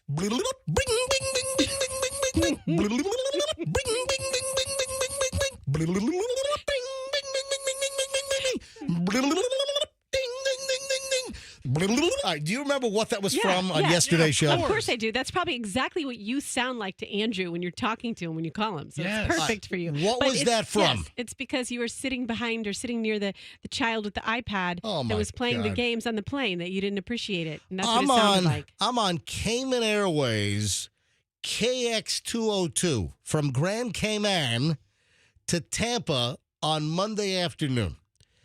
I'm in 8 Charlie. I'm sitting in the aisle seat in row 8 on the right side of the plane if you're walking down the aisle. So I'm in 8. 5 is the bulkhead. And there is a 5 or 6-year-old kid whose mother is entertaining the kid by letting them play some silly game on an iPad the entire hour and 28 minutes that we flew from Grand Cayman to Tampa International. This iPad is at full blast. I'm 3 rows away, plus with airplane noise on their, their MAX 8 aircraft.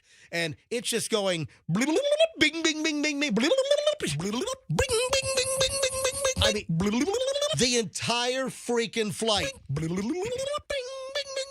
And, the kid's touching the screen, and I don't know whether the little gold coins are popping up. I mean, he's obviously very good at this game. It was a girl. It was like a 5 or 6-year-old girl. And the thing is just blaring. And I just thought it was so freaking inconsiderate. The entire flight. And you were mad at the flight attendant. Well, the flight attendant should have said something. I mean, other people closer in proximity should have said, hey, I don't want to listen to this. Ding, ding, ding, ding. The entire freaking flight. can't be good for the kid either. Oh, my God. It was just, I mean, talk about a lack of courtesy. Talk about a lack of situational awareness. Talk about being selfish. And, I mean, you're in the middle of an airplane cabin. Yes. The airplane was packed. Monday freaking afternoon, a Monday in July, and the airplane was packed from Grand Cayman to Tampa Bay. Yeah, I don't want to listen to ding, ding, ding anymore during the show. The whole freaking flight. That's awful. I mean, what mother doesn't have a mechanism inside that says, you know what, that's not fair to other passengers to have my kid's iPad to be going bing, bing, bing, bing, bing, bing, bing, for an hour and 28 minutes. You know what? Yeah. The kind of mother who hears that all the time at home, and it doesn't even sound like anything to her. Or the kind of mother who is blessed with deafness. My God, what a total complete mess. Hey, Fester, I'm not done with you, by the way. Okay, what's up? No, I got two things that are just right up your alley. But All right. But first,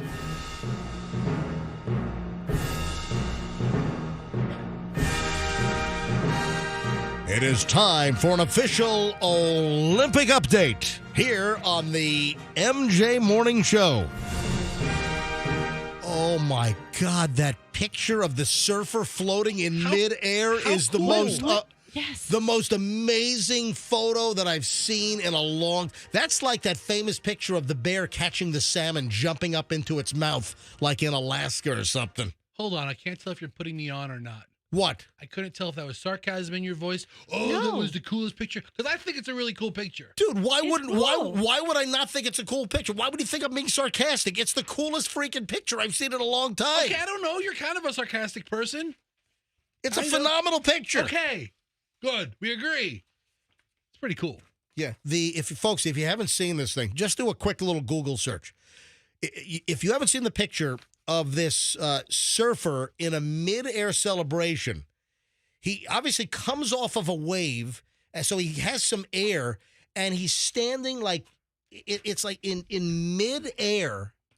The guy's standing, and it just looks like he's Just floating, and then his surfboard with his leash attached to his ankle is like exactly parallel to him, almost in the same position. And it's unbelievable, this photograph. And it was taken by Jerome Brulé. Yes. Some French photographer. And it is the most incredible photograph. The image was captured by Jerome Brulé of AFP, which is Agence France Presse. It's like an AP or a Reuters, but AFP. It looks like a Photoshop. That's how crazy it is. It just looks like his body is the surfer's body is photoshopped on there. And his positioning, like his body positioning, doesn't seem athletic enough or possible at that moment in time. It's just like he's standing there with his finger up. It is he's pointing up in the air like a number one. Yeah, Andrew. And there's a cloud that is horizontal right under his feet. Yeah. So it looks like he's standing on a cloud. It's truly a remarkable photo. Folks, if you haven't seen this, just go to Google and just type in Olympic surfer picture. Olympics surfer picture, and it'll come up. And it's a remarkable, captured by this Jerome Brulé. I think he had the beret on when he took the photo. What do you think of my picture? And he was chain-smoking cigarettes. I'm at the Olympics taking photographs, and I took a picture of the surfer. Exactly. Yeah. All right, so this was in the South Pacific, because obviously they can't hold a surfing competition in Paris. Yes, this is in Tahiti, and their Olympic village is actually on a cruise ship. So the surfers they don't have to be in those crappy little rooms with the cardboard beds. They're on a cruise ship, at least. So the surfing events are being done in Tahiti. Is that a French province? Isn't it French? Isn't French Tahiti? Yeah, it's French Tahitian. Polynesia. Okay. Yeah, it's French Polynesia. And it's just a remarkable photograph. And if you haven't seen it, do a quick little search for this thing, and it is truly amazing. Hey, speaking of Olympics, one other Olympic update story. We now know the little pet name for the U.S. Women's Olympic gymnastics team, including Simone Biles, which, by the way, I mean, she's back. It's really interesting because, she's beaten the twisties, but Fester has the twisties now. A twisty treat. Yeah, twisty treat. Delicious. Fester's going Twist one off. Fester goes to Twisty Cone 3 times a day. I love it. He's got the twisties. My favorite place. At Twisty Cone? I love it. I get the half and half. Have you heard what this is? Have you heard what the actual name, the kind of internal little pet name that the U.S. women's gymnastic team, what they call themselves? Do you know what the name is? I have not. A little nickname. The team nickname. And Simone Biles was asked, and she's like kind of shied away. After securing gold in the women's gymnastics team all around on Tuesday, Simone Biles, Jordan Childs, Suni Lee, Jade Carey, and Hesley Rivera were at the center of an awkward yet hilarious moment during a press conference that involved a former Olympic gymnast, two-time Olympic champion Allie Raceman, had asked Biles what the team name was for this year's Olympic squad. So that must be a thing. You come up with a little name for your team. Remember there was like the Fierce Five, the Magnificent Seven. Yeah. Well, guess what? So she didn't want to say it. Several of her teammates quickly jumped in to suggest that Biles not say it before Biles said, no, I'm not going to say it. And it's FAFO. FAAFO. Oh, I love that. Roxanne, do you know what FAAFO stands for? I don't. F around and find out. I love that. Oh, that's right. I should know that. I showed you guys I've seen that before. I knew it sounded familiar. FAFO. On security system, FAFO security. Around and find out. Yes. Is the little That's pet right. name, the nickname for the U.S. women's gymnastics team, including Simone Biles. You better win gold with a name like that. FAFO. Around and find out. If you care, that is the name of one of my favorite handles on X, on Twitter. And it has some of the most amazing videos. Is FAFO? Yes. Well, very good. FAFO. All right, can you explain to me, Roxanne, for a second, before I get back to, I got a lot of, so what time is it? 8:13. 8:13, we're going to about 8:48, 8:50 with nonstop content. We still have, like 35 minutes of nonstop MJ to go with no interruptions. All right, Roxanne, can you explain to me what you were saying earlier? I heard a conversation you were having with Fester about your Airbnb, and so Dig Dug and Roxanne, how many Airbnbs do you guys have? Well, there's some in the business, and then there's some personally. So it's I don't know, but I don't need a spreadsheet here. Just how many Airbnbs do you guys have? Let's just say the Airbnbs. less than 5. Okay. Yeah. So you rent out places. Yes, exactly. And this is a story about an Airbnb that was rented out to. Did I hear you say a professional athlete? Yes. I don't. What sport? Sometimes I'm cagey with you. I'm not being cagey. I legit don't know who it is. I forgot. Like Doug has told me, and the name doesn't sound familiar. What sport? An NFL player. All right. So an NFL player was renting one of your rental homes, one of your Airbnbs. Yes. How long was he there? Over the summer. So he took the place for the whole summer? Yeah, a couple months. Okay. Does he play for the Bucks? No, he does not. So it's an NFL player from a different team. Yes. That was renting. What location? Clearwater. So in Clearwater. Yes. He's probably training in the Bay Area, and he's staying here for a while. Okay, good. Yeah. And you rated? Yeah. Okay. So 2 things happened. Number one, we went there on Sunday. Doug's like, I need to check something on the outside of the house. Was he done with it? We thought that he was. We knew he was moving out the end of the month, but we didn't know exactly what day. So we thought he was, but we weren't going to take any chances until, we got to the actual end of the month, which is today. A lot of NFL camps are reporting. So if he's, plays in the NFL, he's probably to be somewhere. Right. So my daughter and I, while Doug was outside, looking at whatever improvement they'd done to the side of the house, my daughter and I were like, let's just take a peek inside, see what kind of shape the place is in. And there were things, still strewn about. And so we go to the the refrigerator. First thing we do, and we see popsicles. So, and then I see Bloody Mary mix. So we take that out and we come out to Doug. We're like, look, score! We got popsicles and Bloody Mary mix. And he's like, put that stuff back in right now. We don't know if he's leaving yet. So, did you ascertain whether he had vacated? So wait a minute, you're taking his stuff out of the fridge? And you don't even know if they're gone? I didn't realize. I thought they were gone. I didn't realize that. So they're still there and you're stealing their food? So fast forward. Yeah. Thankfully, Doug found out on Monday that he was already gone, right? So he was already gone at that point. But we didn't know for sure then, so it was inappropriate for my daughter and I to come out like, score! And then so Doug went back with the girls yesterday. Right. So I come home yesterday and I go, what? Have I not told you how to shop for these children? What kind of grocery shopper are you? Yeah, this is the part I overheard. You've got Lucky Charms. You've got Reese's Peanut Butter Puffs.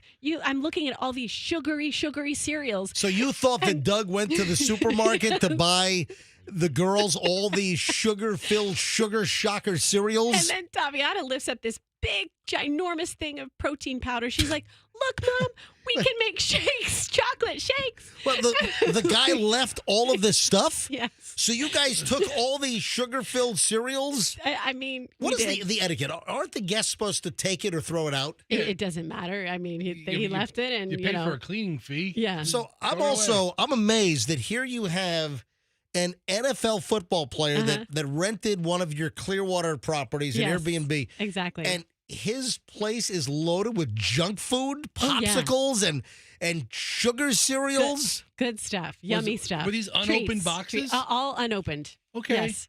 So we're going to be, the kids are going to start their school year eating Lucky Charms every day for breakfast. Good for them. Good for you. Eating Lucky Charms. That's one of the benefits when you Airbnb and they leave stuff behind, finders keepers. It's pretty funny. When was the last time you had a good bowl of Lucky Charms, Rox?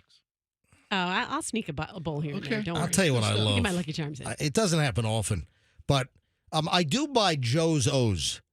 So I find the Joe's O's to be close enough to Cheerios at a fraction of the price. So when I go to Trader Joe's, I'll buy a box of Joe's O's.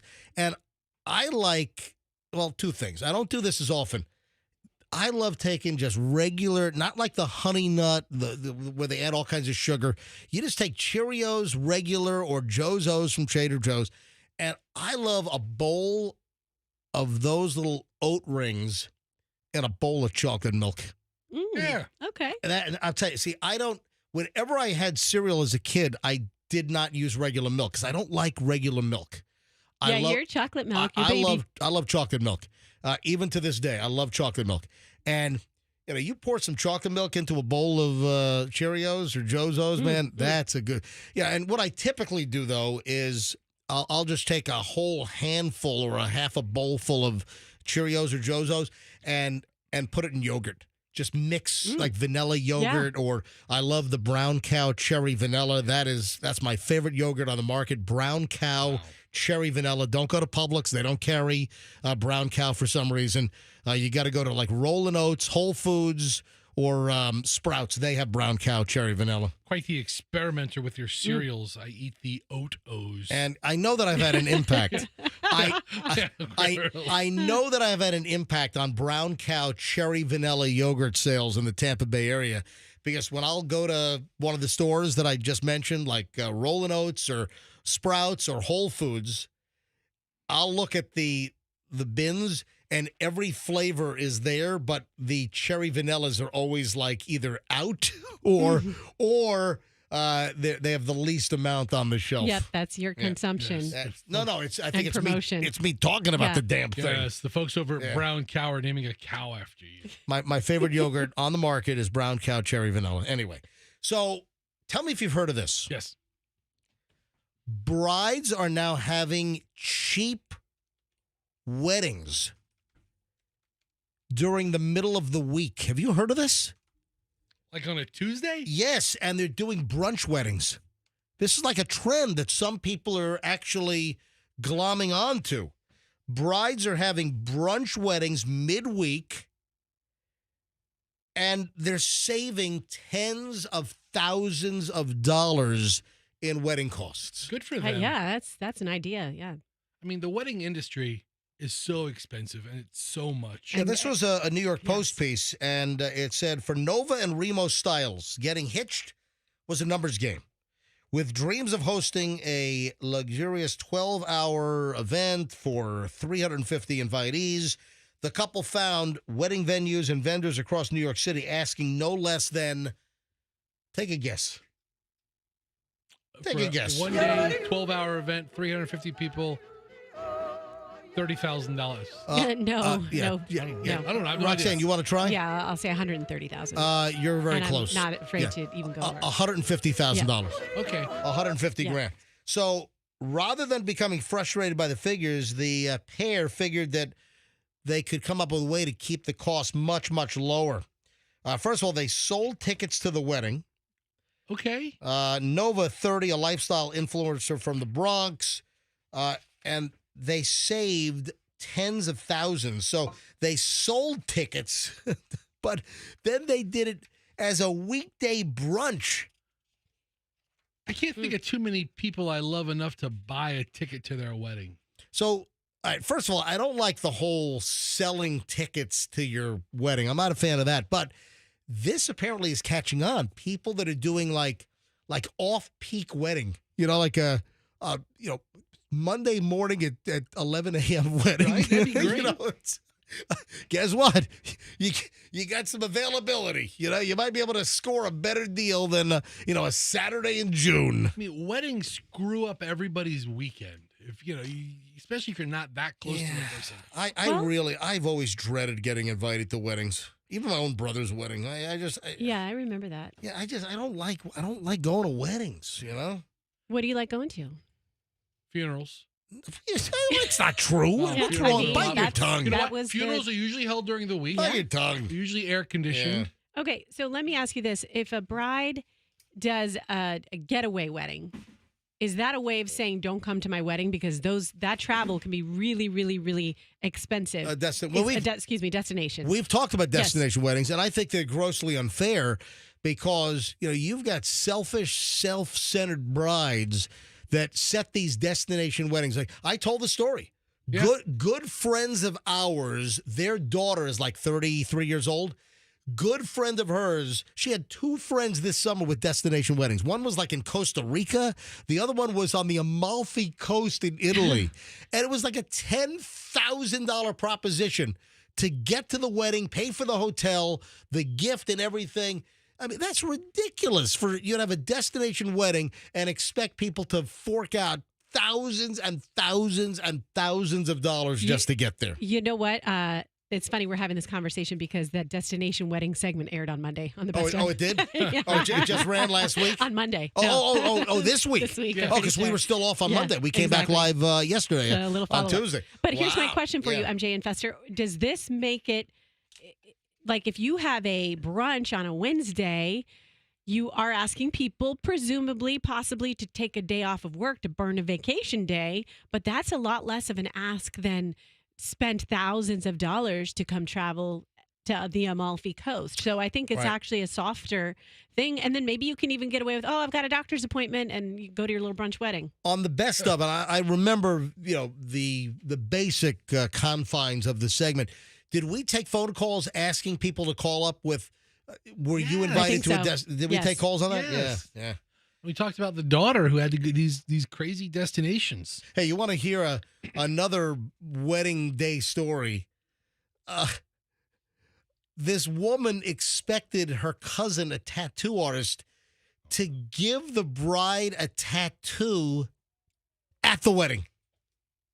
Okay. Get tattoo. Wanted the cousin to bring the tattoo needle and the whole thing. Hey, man, that's important to some people, I guess. Unbelievable. Her cousin expects her to tattoo him. Her cousin expects her to tattoo him on his wedding day. But she refused. Okay, so I have it back. It's a female tattoo artist. Okay. So she refused because he only gave a week's notice. That's weird. You have a cousin that's a tattoo artist, and I guess it's the groom expected to get a tattoo at the wedding. What do you do that in place of the first dance or something? Everybody's grandma's watching. Let's watch him get a tattoo. That's just weird. Yes. That's just that's odd. All right. Are there still Kmart's around? I believe there's like one in Miami. Do they still do blue light specials? The reason why I'm bringing this up is there's a story in the news about Kmart selling like little short denim Daisy Dukes. There are 12 Kmart stores in the United States. So Kmart is apparently selling a little bitty pair of Daisy Dukes cut-off jean shorts that ride up so high, and they're selling them for kids, for toddlers. I'm like, what? Some of my kids' shorts naturally look too short. And for my opinion, as the mom, I'm like, it's not like their butt cheeks are hanging out, but they're just like, they're short shorts. So I can only imagine when you're designing them to go up their butt, that's inappropriate. Kmart, I guess they still have an online, so you can ship your pants, right? You can. You can still ship your pants. You know what? Now that I think about it, I've been to the Kmart in the Virgin Islands. Really? And because it was like the only that kind of store in you town. Ever ship your pants? I did, but that's why I had to go to Kmart in the first place. Kmart has come under fire after a mom shared a photo of a small pair of cut-off denim shorts hanging on a rack in-store designed for babies and toddlers. Like little hoochie mama cut-off, like shorter than Daisy Dukes for toddlers. I mean, Kmart's got to do something. The photo of the in-store clothing rack and the size 1 shorts being sold for $12. WTAF Kmart, do better was the caption on this photo on a Facebook group. Yeah. I'm looking at that. These are ridiculous. Any parent that would put these little cut-off little hoochie mama little jean shorts on a 2-year-old or 3-year-old toddler is ought to be investigated by Department of Children and Families. I mean, the K does stand for coochie, so it only makes sense. What are you saying? You didn't know the K stands for coochie, Mark? I'm talking about 3-year-olds here. What's the matter with you? It stands. That's the K. I thought it was spelled with a C. No, well, it is in certain areas. But I guess with a K, yeah. In other areas, it's coochie. Where are Kmarts still around? Where are Kmart stores located? So you used to have one right on Dale Mabry. It used to be all over. Yeah. Yeah, there's a big one up on Florida Avenue. You used to have one right at like Dale Mabry, and is that Columbus? Right in that area? Like Dale Mabry? Yeah, where the Ashley Furniture is now. Is that where? I think so. You used to have the Kmart back in there. So there's 3 of them in the U.S. One of them I know is in Miami. Hold on, go back to the thing you already had. Attention Kmart shoppers, there are still 2 Kmarts left. The one in New Jersey has closed. Oh, no. So, There are, as of May of 2024. The last 2 remaining Kmarts are in Miami, Florida, and on Long Island. Okay, I knew there was one in Miami. Wow. So that's it. And then the rest of them are in like territories like U.S. Virgin Islands or Guam or something like that. Hey, speaking of apparel, did you see this latest Lululemon fail? You remember going back like, let's see, maybe 7, 8 years ago? Do you remember Lululemon had, I think they were black workout pants and they were see-through? Yes, you remember that? Remember that? Of course. There was a whole Lululemon workout. Where do we have Lululemon like at Hyde Park? Yeah, there's one at Hyde Park. There's also one at International Mall. Gotcha. All right. So Lululemon workout clothing. I mean, mostly for women, but they do some guy stuff, right? Yeah, of course they do. Yeah, they do. In fact, I know I know a guy that wears a Lululemon. The workout tights? Yeah. Or the men's pants? No, the men's Lululemon, which I don't know. Are you talking about yourself? Do you? No, I'm not talking. I said I know a guy that wears Lululemon men's workout stuff. Okay, I didn't know if it was like a snarky. No. You're looking at him. Not me. Okay. I don't think Lululemon. I don't know. Do I look like a? You think I'm going to wear Lululemon? You know, Doug has some pullovers from Lululemon. They're not bad. It's actually good material. Anyway, so the latest controversy is they just came out a couple of months ago with this all new workout pant, and they've just yanked them off the market because people are saying that it gave them long butt. And there's this weird seam. Listen to the story here. Lululemon hits with this new product line, this new workout leggings, I guess is what they're described as, and now they've been yanked off the market because the jokes were endless. A total, complete failure. So Lululemon has pulled their $98 just released breeze-through leggings line from the website. I guess they're yanking them out of stores as well after terrible reviews about the V-shaped seam in the back on the butt. That does look like a weird spot for a seam for a woman's. It rises up in the back. It rises up from the seat all the way to the lower back, like above the butt crack. And then it kind of curves in, V's in around the butt. Yeah. The story that I saw said that this is the latest, like, kind of problem, this, like, misstep for Lululemon. Stock has fallen 50% this year. It fell another 16% in just the past month. Listen to this. Here's a review. I was hoping the V shape in the back would be flattering, but it was too aggressive for me. All I could see was a whale tail giant arrow pointing to my butt crack. It does look like a fish tail. That's what someone wrote on Reddit. Okay, I'm Googling how many different varieties of leggings at Lululemon, and I can't come up with a good number, but I found like lists, the top 10 leggings at Lululemon. So if there's the top 10, I mean, they have to have more than 10. Like, I think there's a point where your quality or your ideas are going to go. I mean, how many different ways can you do leggings? Yeah, always try to reinvent stuff instead of just stick with the tried and true. Right. Tell you what, someone's going to lose their job over this. All right, who came up with the whale tail? You're out of here. This is going to cost them a fortune. Yeah, this is a lemon of a legging. You know, they're not going to lose. What they're going to do is you're going to see this like at Marshall's in the next couple of months. No, they're going to destroy this stuff because they don't want it out there with their name with on their it. brand, Or they're going to send it to some village in Africa like the losing Super Bowl team T-shirts, you know? Yes.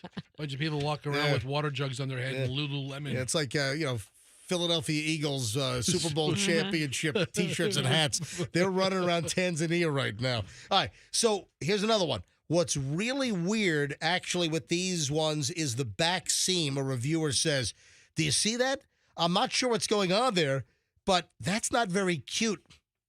Customer says they're returning the leggings. I'm also not a huge fan of the butt seam. I just think it's a little bit extra. That's another review. The company launched the line on July 9th. So this is like fresh. Can you imagine? You launch this new line just weeks ago and you're already yanking it? I mean, how did they not figure this out in market testing?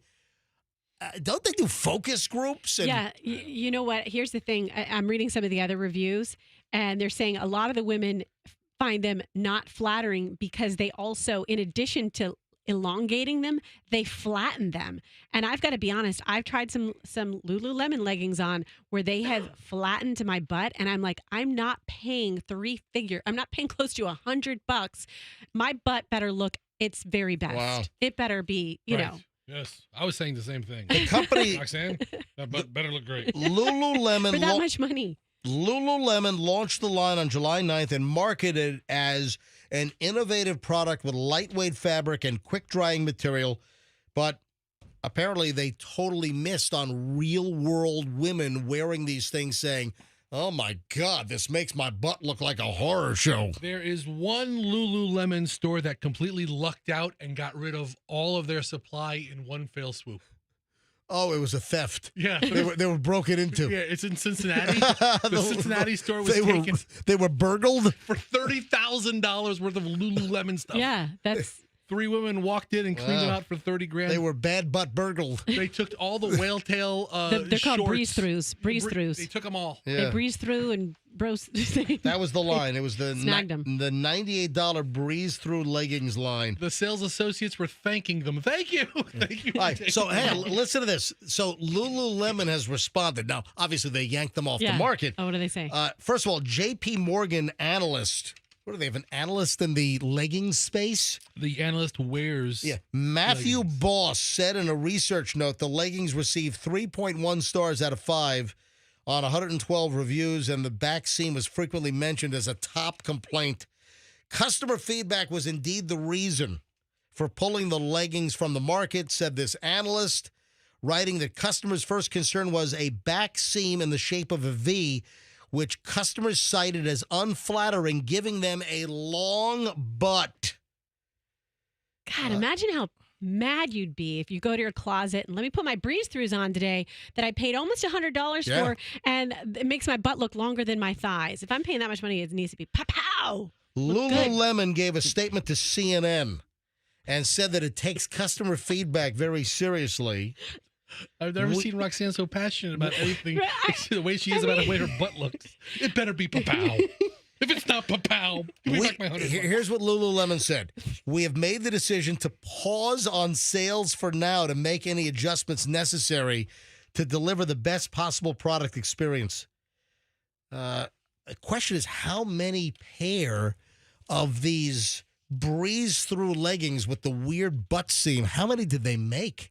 How many are they going to have to eat? Maybe they can focus on the long-ass ladies. Guess what? Crowd. The person that greenlit this project is now called Lulu Loser. All right? Yeah, I told you they made a lemon of a product. Yeah. Well, this reminded me, didn't we hear this story? Yes, we did. I think we talked about it. Microplastic fibers in leggings, and Lululemon is one of the offenders. They've had a lot of bad press lately.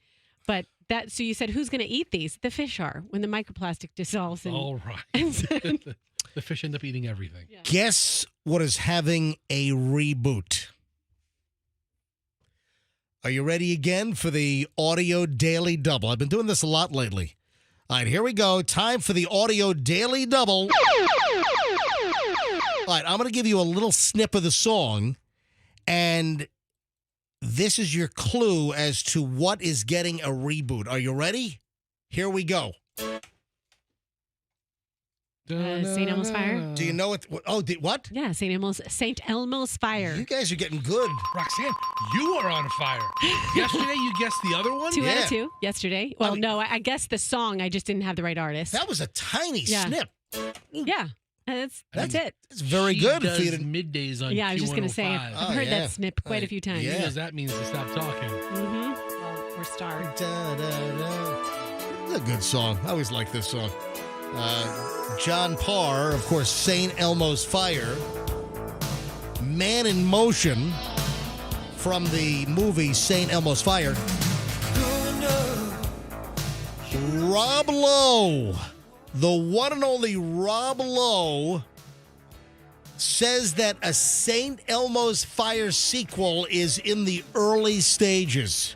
Oh, man, I don't care. Oh, that would be pretty cool. You know what? But they're all like 65 Well, now? I think that's the deal. Maybe it's like a Big Chill kind of thing. Yes, Andrew. Yeah, is it too late to do a sequel? 40 years later? That's a great Like question. a Ferris Bueller sequel. I mean, one of them has to die, right? I mean, are they all still alive? First of all, St. Elmo's Fire, the movie, was highly overrated. The movie was really not very good. The movie kind of a lame plot, as I recall. The movie kind of sucked. The best thing about the movie was this. The best part of the movie was the song.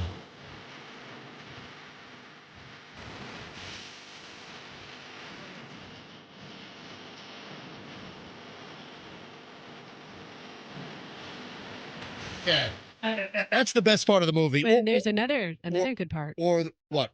Another song. Yeah, Andrew is gonna bring that up for me right now. So yeah, I'm looking at the cast. Rob Lowe's still alive. Emilio Estevez. Yeah, let's look at look at the actual cast. So I think they're all still alive. Judd Nelson's still alive. Yeah, Rob Lowe, Emilio Estevez, Andrew McCarthy, Judd Nelson, Demi Moore, Ali Sheedy.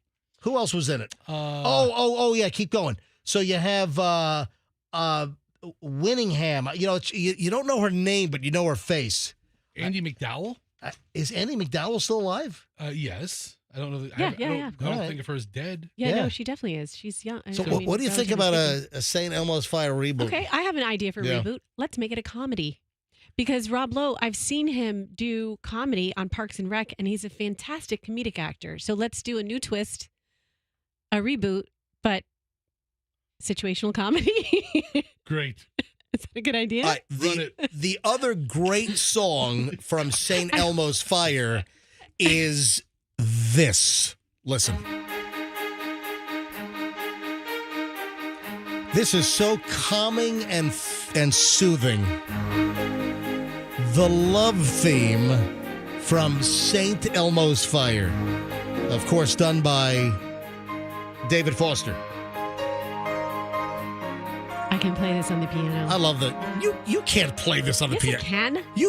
You play the piano? I mean, this is like the only. You know how you have a couple songs that stick with you. You can play this on the piano. Yes, at least half of it. Yeah, I mean, I used to play this quite regularly. This is my go-to song. What are you, a concert pianist? No, there's a song by Bach. There are like two songs that stuck with me from my year of piano lessons. That's it.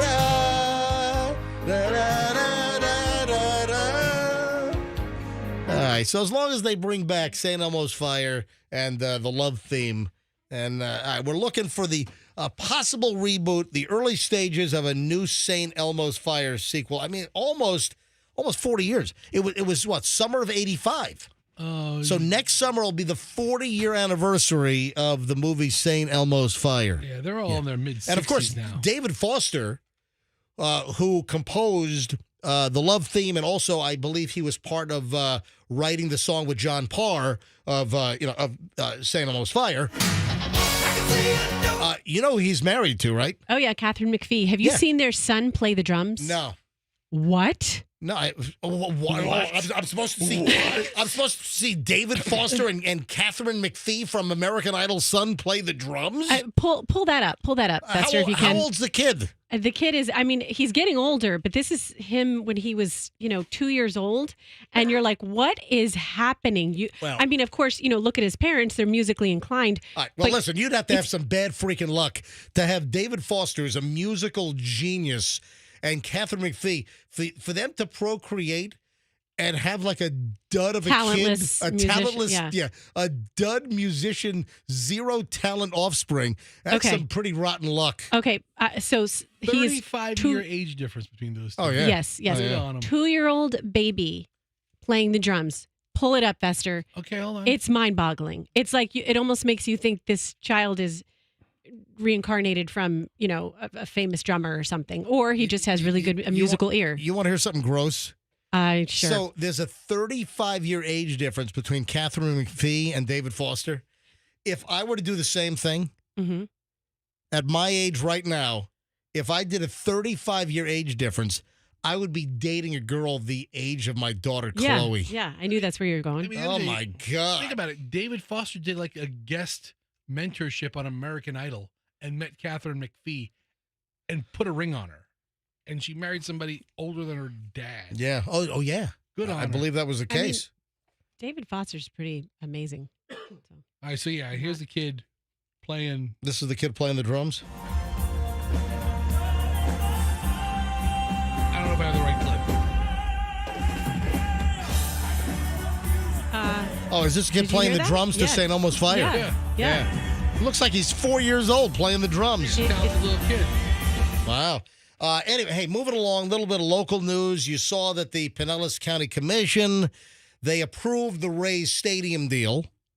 I've been very vocal about this over the years in that I want the Rays to stay in town. I just have a problem with the location. I mean, you can put a new stadium in downtown St. Pete, but I think the question remains, is the geography right for long-term attendance for Major League Baseball? I thought it would be a much better idea to put the stadium around Derby. If you want to keep it in St. Pete, you put the stadium where Derby Lane is.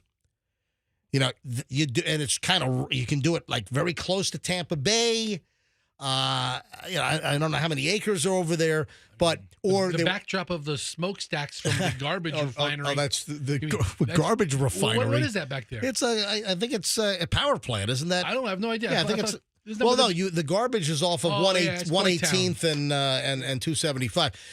But no, seriously, they should have looked at Derby Lane area for the Rays' new stadium, or they were talking Tampa. You got to put a stadium to attract Major League Sports closer to the population center of who you want to put their asses in the seats. And to me, you can build this brand spanking new facility. And they're talking about this massive, multi-billion-dollar project. But you realize the whole project is not going to be realized until like 2048 or something? Yeah, okay. I don't even know if I'd be alive in 2048. A couple things. First of all, you make a great point, MJ. You have to put the stadium where it will draw the demographic that you want, right? Yes. Okay. The other thing I want to say, my parents love the Rays. I love the Rays. I'm a supporter of the Rays. Brings them happiness every night to watch the game. So then now I'm going to say something negative. Have we been watching this story play out? Stadium, new stadium. Where's it going to be? Oh, is it going to be at Al Lang Stadium? Oh, look, the open air stadium. Okay. Oh, we've been having these stadium discussions for so long for that 15 years. Yeah, when I see these stories, my eyes glaze over. But because it's locked in now. It's going to happen. Locked in for 2048. So good. The entire project, the stadium and the whole gas plant district deal, have they tested the soil there? Is it all toxic and don't dig too deep. Don't dig too deep. All right. So the whole new stadium, the stadium is going to cost about $1.3 billion, which is really cheap. That's low for stadiums these days. What did the new Cowboys stadium cost? Was that like $2 or $3 billion or whatever? Maybe more than that. It might have been. I know it was expensive. So the stadium itself is supposed to cost about $1.3 billion. The Rays are apparently going to cover about $700 million of that, which is not a bad number. But the whole project is supposed to be completed in 20 plus years. Yeah. You know what? You know what's ironic? When you think about they're trying to draw in new fans, younger fans, we got to get kids and excited about baseball, and everybody has short attention spans now. But we've got a great project coming for you in 20 years. Well, hold on. Hang on. The new stadium. Yes. The new stadium will open in 2028. Okay, that's much better. You see all the renderings. You see all the videos of the Imagine space, the whole with all the apartments, the retail, the restaurants, that whole project is not supposed to be done until the mid to late 2040s. The stadium is set to open because they're going to apparently break ground around January 1st. So early next year, they're supposed to break ground, and it is being said that the new Rays Stadium, I wonder if Tropicana Field is going to remain. I wonder if Tropicana is going to remain as the naming rights sponsor for the facility. But the new stadium for the Rays in downtown St. Pete, right next door, they're going to build a new stadium in the parking lot, which... If you have the existing stadium and you're building a new place, what's going to happen with parking? Well, that's what they did with the old sombrero. Yeah. Remember old sombrero? The big sombrero. Ray J. Yeah. I call it the old. Okay, well, nobody goes to the games, so there'll be plenty of stuff. MJ, where's the parking for this new stadium? Yeah, well... It's a smaller stadium, so there's less people. Yeah, less seats. I didn't see loads and loads of parking. Yeah. So the new stadium will be ready for opening day. So what? Early April of 2028. Okay, that's not so bad. Is when it's supposed to be done. But I maintain I want to keep the Rays. I think the Rays are a very important, crucial part of the Tampa Bay area. But there'll be some honeymoon period of, everyone's excited to go see the new stadium. And again, the seats are less. Isn't it going to be like 18 or 20,000? I think it's the smallest, or one of the smallest Major League Baseball stadiums in the country. Yeah, so it's going to be a smaller facility, but still location, and long term, I think they should have put it somewhere else. What is it? Look up the size. All right. Let Andrew do it. Andrew, how big is the new Rays stadium? I thought it was it's 30,000? No, it's smaller than 30,000. Currently, we're at like 30-something thousand. Yeah, I don't think. What are they saying? 30, it is 30,000. 30,000. All right, I stand corrected. I'm wrong. I stand corrected. Late Tuesday afternoon. I remember they were talking about like 20,000 or 22,000. Yeah, I remember some extra bleachers in there. Anyway, so I guess the stadium's going to be a little bigger. Still, all right. So 30,000 seats. There'll be a honeymoon period, but guess what? Even with a new stadium, the Rays are going to be playing to a whole lot of empty seats. Once the honeymoon period for the new stadium wears off. Why? Because of the location. Tropicana Field is 42,735 is what it says. says. That off the top of your head? Well, because it says on the screen right in front of me. Yeah, so there you go. Fourth Wallman. What time is it? 8:50. Oh, we're running late now. All right, so we've done over an hour and 20 minutes of nonstop MJ. So we do it. Can we help you over there? Hudson. Well, Roxanne sneezed and Hudson said bless you. He's blessing me. All right. Yeah. All right. He has manners. All right, so here's the deal. We have an hour to go. Let me tell you what's coming up. We've got a lot coming up, and you always got to make a plan to figure out how to listen to the final hour. The 9 o'clock hour is usually loaded. We got congratulations to the Florida Highway Patrol coming up. Also, there's something regarding Generation Z women. So 1997 to 2012, something regarding Generation Z women. We'll get to that coming up in just a bit. You know what? Let me just mention this quickly. It has been approved. The Hillsborough County School Board did vote yesterday. Greco Middle School will be renamed by the start of the school year to Julio Fulio Middle School. Oh, so wow. That vote went through yesterday. So Greco Middle School will now be changed to Julio Fulio. Oh, my God. You will only have until September 15th to discard any clothing that says Greco Middle School. You messed up the joke, you idiot. What? It's Coolio Fulio. What? What's the guy's name? It's Julio Fulio. I thought his name was Coolio Fulio. No, it's Julio. Is what are you saying? You're trying to correct me, and you're making a mistake. Oh, I thought it was Coolio. It's Julio Fulio. Oh, Coolio Fulio is another rapper. I stand Coolio corrected. is just the plain Coolio. Oh. The guy that got shot near USF. Yes. It was Julio by Fulio. the gang members from Jacksonville. Damn It's Julio Fulio. I messed the joke up. Damn it. Anyway. Greco Middle School, Julio congratulations. was Gangsta's Paradise, MJ's favorite song. Yeah, but I thought the guy's name was passed? Coolio Fulio. I've been saying it wrong all this But time. no, I don't think that Coolio is not Fulio. No. No. No, Coolio's Coolio. I just differentiated. Then I said Coolio is your favorite. We really shouldn't be favorite talking song. about No, rappers. you shouldn't be talking about As a rappers. group, I had it right. You're the one who messed it up. We should not be talking about rappers. Speak for yourself. Collectively. Yeah, you messed it all up. Damn it. Anyway, so Greco Middle School will now be known as Julio Fulio Middle School. What's the mascot? It's going to be an AR-15. That's awful. I'm kidding. That's awful. I'm kidding. All right, so yeah, they have not voted to. What if I've caused some panic anywhere? All right. 8:53 at the MJ Morning Show. When we get back, the 9 o'clock hour's on the way. And listen, I got a lot of stuff. So don't move. Figure out a way always to take us into work, streaming. Go to mjmorningshow.com. Click on the little red button on the top that says listen live. You can listen on your computer, your desktop. We're on all the apps streaming live. Tons of ways, or a regular radio on 104.7 FM. The 9 o'clock hour is next. So whatever you do, don't move. Hey, if you're planning a celebration.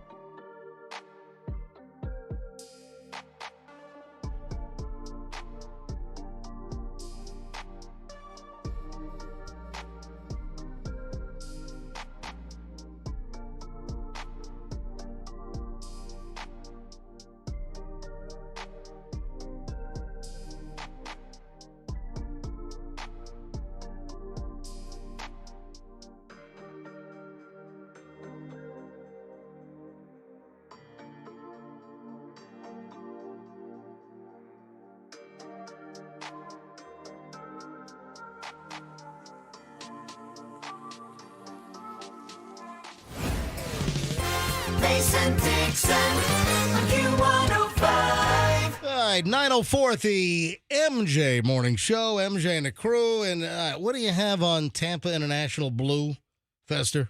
So I just sent an email off to communications at the airport, and they're usually pretty good about getting back to me. What do you get? So you're getting texts from listeners? Yes, Is that it? Yes, I am. This came in literally 15 minutes ago, and the original report was that there was a airport-wide advisory, a notification at Tampa International Airport due to police activity.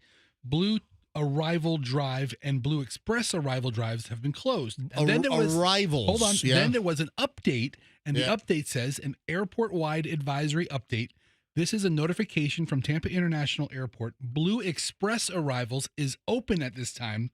Blue Arrivals continues to be closed until further notice. So with some of the new construction, they have, when you have no bags to check and you don't need to go to the counter downstairs before you go to your gate, they've added these is red open? I don't know if red. They have blue arrivals, so you can just kind of. So they have the blue departures and blue arrivals. They've got like the express side now.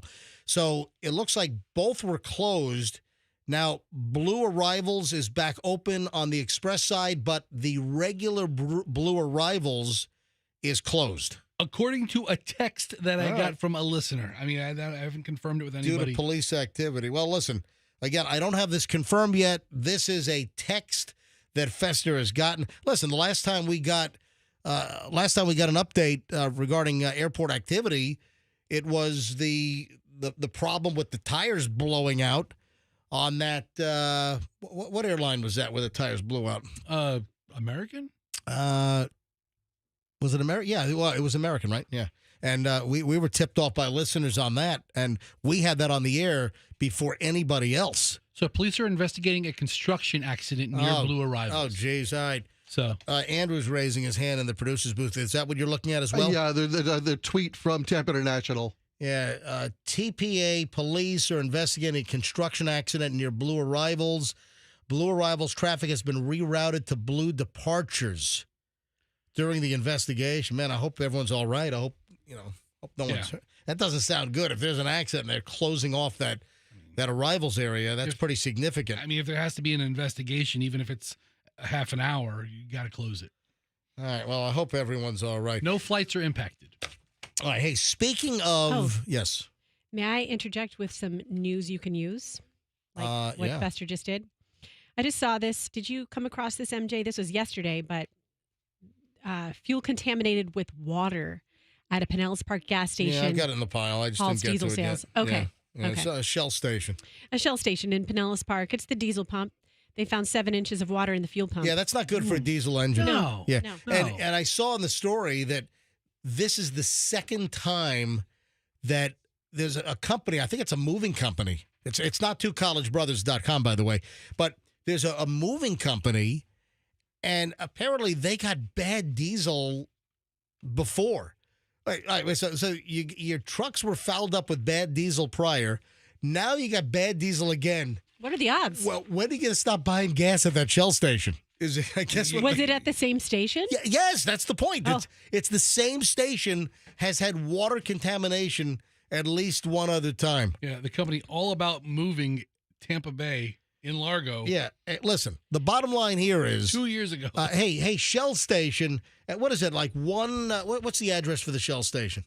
It's at 66th Street North and 126th Avenue North. This is in Pinellas Park. Oh, I know. I've driven by this place before. So, hey, Shell station, I think it's a Circle K as well. Yeah, they have Shell gas at Circle K. All right. So, well, this location, but they've debranded Shell at a lot of other Circle Ks. This particular location, yeah. Well, here's the deal. How about if you've had fuel contamination with water in the past? How about figuring out how to stop 7 inches of water from getting into your fuel tank? Okay, that's thing number one to Shell. Yeah. But I don't really blame this moving company because I would think to myself, well, it happened one time there. It's not going to happen. What are the odds it would happen again? They've got their act together. Wouldn't you assume that? You would assume. I got to be honest. If my engine is wrecked and I got a big problem and I got water in my fuel at a gas station, I'm not going back there. They're not getting a second chance. Out of spite. Yeah. What do you mean spite? I'm never going back. No, it's not spite. It's just common sense. If you have your engine wrecked with water in the fuel, I've never had that happen. No. I have never I've driven over 1 million miles clearly in my life. And I have never, ever had bad gas, or it never got to the point or it hit a threshold where water in the fuel was going to, stop my vehicle. I mean, I'm sure that there's water contamination from time to time in any of the fuel tanks, but it's not enough to screw up the engine. But I have never, knock on cheap pressboard Formica built 20 years ago in this junk-ass studio, I have never had a fuel contamination issue. Luckily. Hey, speaking of vehicles, the Oscar Mayer Wienermobile flipped over on its side. Oh, no. In a crash in suburban Chicago. Thanks. Yep. One of the Oscar Mayer Wienermobiles got into a car accident. It hit a car on Monday morning along Interstate 294 in the Chicago area. The driver lost control, overcorrected, causing the wiener to roll on its side near Oak Brook, Illinois, according to the Illinois State Police. That's terrible. This is car 55. We were in a truck. This is car 55. The Wienermobile is flipped over. Yeah, the whole damn thing is pictured on its side. No injuries reported after the crash, which prompted the closure of some of the lanes on northbound I-294 for more than an hour. Oh, man, maybe the Wienermobile flipped over and blew arrivals over at Tampa International Airport. Yeah, so they have several Wienermobiles. This one clearly is going to be out of commission while it gets fixed. Can any body shop work on the Wienermobile, or do you have to have like a Wiener-certified auto body shop to fix the damaged Oscar Mayer Wienermobile? No, you got to take it to Mako. I wish we had a much better driver that didn't flip the vehicle on the road. I mean, let the investigation happen, and maybe it wasn't their fault. Generally speaking, the driver's 21 years old. Well, listen, it's you a remember, young person. Dude, you remember the famous story? Oh, was it your cousin? My cousin's sorority mate. Okay, yeah. Oh. I knew that there was a relation. Drove the Wienermobile through somebody's house in Wisconsin. True story. My cousin, right. Yep, I can't remember whether it was my cousin Jill or Lindsay. They're sisters. They're my dad's brother's kids. And, yeah, they're in their mid to late 30s now. They're adults. But back when they were in college, they both went to Penn State. And I think during the Jerry Sandusky time, I might add. Oh, good times. But seriously, oh, yeah, good times. All right, but seriously, one of my cousin's roommates got a job, a summer job. No, actually, it's a whole year commitment. Yeah. You can get a job for a year, and it's highly sought after. You drive the Oscar Mayer Wienermobile all over the country, and they've got numerous ones for different parts of the country. And my cousin's friend from her sorority at Penn State up in Pennsylvania, she had a job as she got one of the coveted Wienermobile drivers, and she lost control in a neighborhood and drove through somebody's house. If you seriously look, Fester, go to Google. Yep. Go to Google and type in Oscar Mayer Wienermobile. Okay, mobile. Hit house. Hit house. And I think Wisconsin. All right. Right. It's got to be 15 years ago. Images. Yeah, right there. That's it. That's it. All right, go to New York Daily News right there. Or Car and Driver. See if they have the archive piece up. Yeah, click on that. And let's see. Here we go. 2009. My cousin's friend drove through a house. All right, scroll down. Let me see the headline. Yeah, Wienermobile plows in a house. Pretty There's straightforward. no other way to say this. A family in Racine, Wisconsin came home Saturday to find a humongous hot dog in their house. That's great. 2009. The culprit was The Oscar Mayer Wienermobile, the giant vehicle that travels around the country to advertise the eponymous wieners. Police on the scene say the driver, they're called hot doggers, was trying to turn around on a dead-end street when she accidentally drove forward instead of reversing. Nick Krupp, who lives in the hot-dogged house, told reporters that the home's foundation has been cracked. Oh, my God. And that his family doesn't have any insurance. Oh, no. Oscar Mayer made this right. I'm sure. I hope they did. Official specs for the Wienermobile include a 6-liter V8 engine in a Chevrolet chassis and a fiberglass hot dog resting on a lightly toasted bun.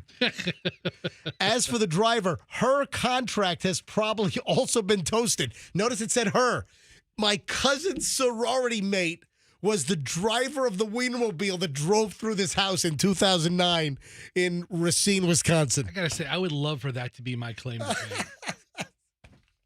And yeah, here we have another. You know what? I just saw the Wienermobile in the last year. It was in the Publix parking lot on Gandy, the one right across from Walmart. So in South Tampa, I think within the last year, the Oscar Mayer Wienermobile was in the front of the parking lot. Well, right now it's summertime, so they're in the north, but in the winter, they're down here. Hey, Rick in Clearwater. Hi, Rick. You're on the MJ Morning Show. What's up, MJ? Hey. All those Wienermobiles are leased through Penske. I work for Penske, and they lease all those through Penske. Those are either Freightliners or Internationals. They're what now? They're either Freightliners or Internationals, and they're all leased through Penske. Okay, all right. So I guess back in 2009, they were building them on Chevy chassis. So now they're built on Freightliner or International. Yeah, gotcha. International has something with Chevrolet. Gotcha. I want to wonder how many Wienermobiles there are nationwide. I know of 10. You know of 10? Wow. 10 different Wienermobiles? That might be right. Yeah, you might be right. Yeah, that sounds about right. All right. All right, Rick. Hey, thanks for calling in. I appreciate it. He hung up on us. All right. Is that true? I don't know. Is that accurate? 8 to 10. I mean, I'm looking at the tour map, and you can see groupings of where one vehicle hits destiny. 1, 2, 3, 4, 5, 6, 7. Yeah, it would make sense. 8 to 10 sounds about right. Yeah. If you have nothing to do later this afternoon, it'll be at the Kroger in Godletsville, Tennessee. I think it's Goodlettsville, not Godletsville. Okay. Well, yeah, we put more. Yeah, praise the Lord in Godletsville. No, it's Goodlettsville, Tennessee. Yeah, the Kroger parking lot. Go see the Oscar Mayer Wienermobile. And if you can't make it today, in Duluth, Minnesota tomorrow. It looks like some of the locations in the Chicago area have been canceled because the person up there flipped it over on I-294. You know what's crazy? I don't think the website's been updated because I zoom into Chicago, and there's still a bunch of locations. Are there? There might be 2 of them in the Chicago maybe area. So. You know what they need to do? They need to really do a Blues Brothers deal and flip the Wienermobile over on Lower Wacker Drive or drive through Daly Plaza. Yes. That's what they needed to do. If you really want to do a Chicago Wienermobile thing, get a lot of attention. Oh, the mall. Drive through a mall. That's what you need to do. Oh, yeah. They need to drive the Wienermobile through a mall in the Chicago area. You want out of this parking lot? I'll get you out of this parking lot. Do you have a Miss Piggy?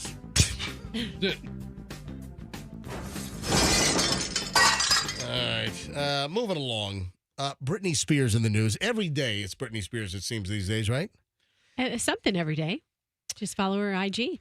Britney Spears is not selling her Thousand Oaks, California home, despite it being listed online. Apparently, there has been a multiple listing, an MLS hack, where somebody listed Britney Spears' home. Is that easy to hack into MLS and list Britney's home? I mean, these realtors love to have stuff for sale. I guess so. Or maybe someone just knew the login information for a real estate agent who has access to MLS? Yep. Yeah, Britney Spears says that someone put her house on the market. Well, they asked for it. Hang on, I'll give you the details from TMZ. Britney. Yes. Oh, I was going to say maybe she'll get a good deal that she can't say no to. Britney Spears' home popped up on the market Monday, which got her fans thinking that she was ready to get the hell out of California. Says she's not going anywhere.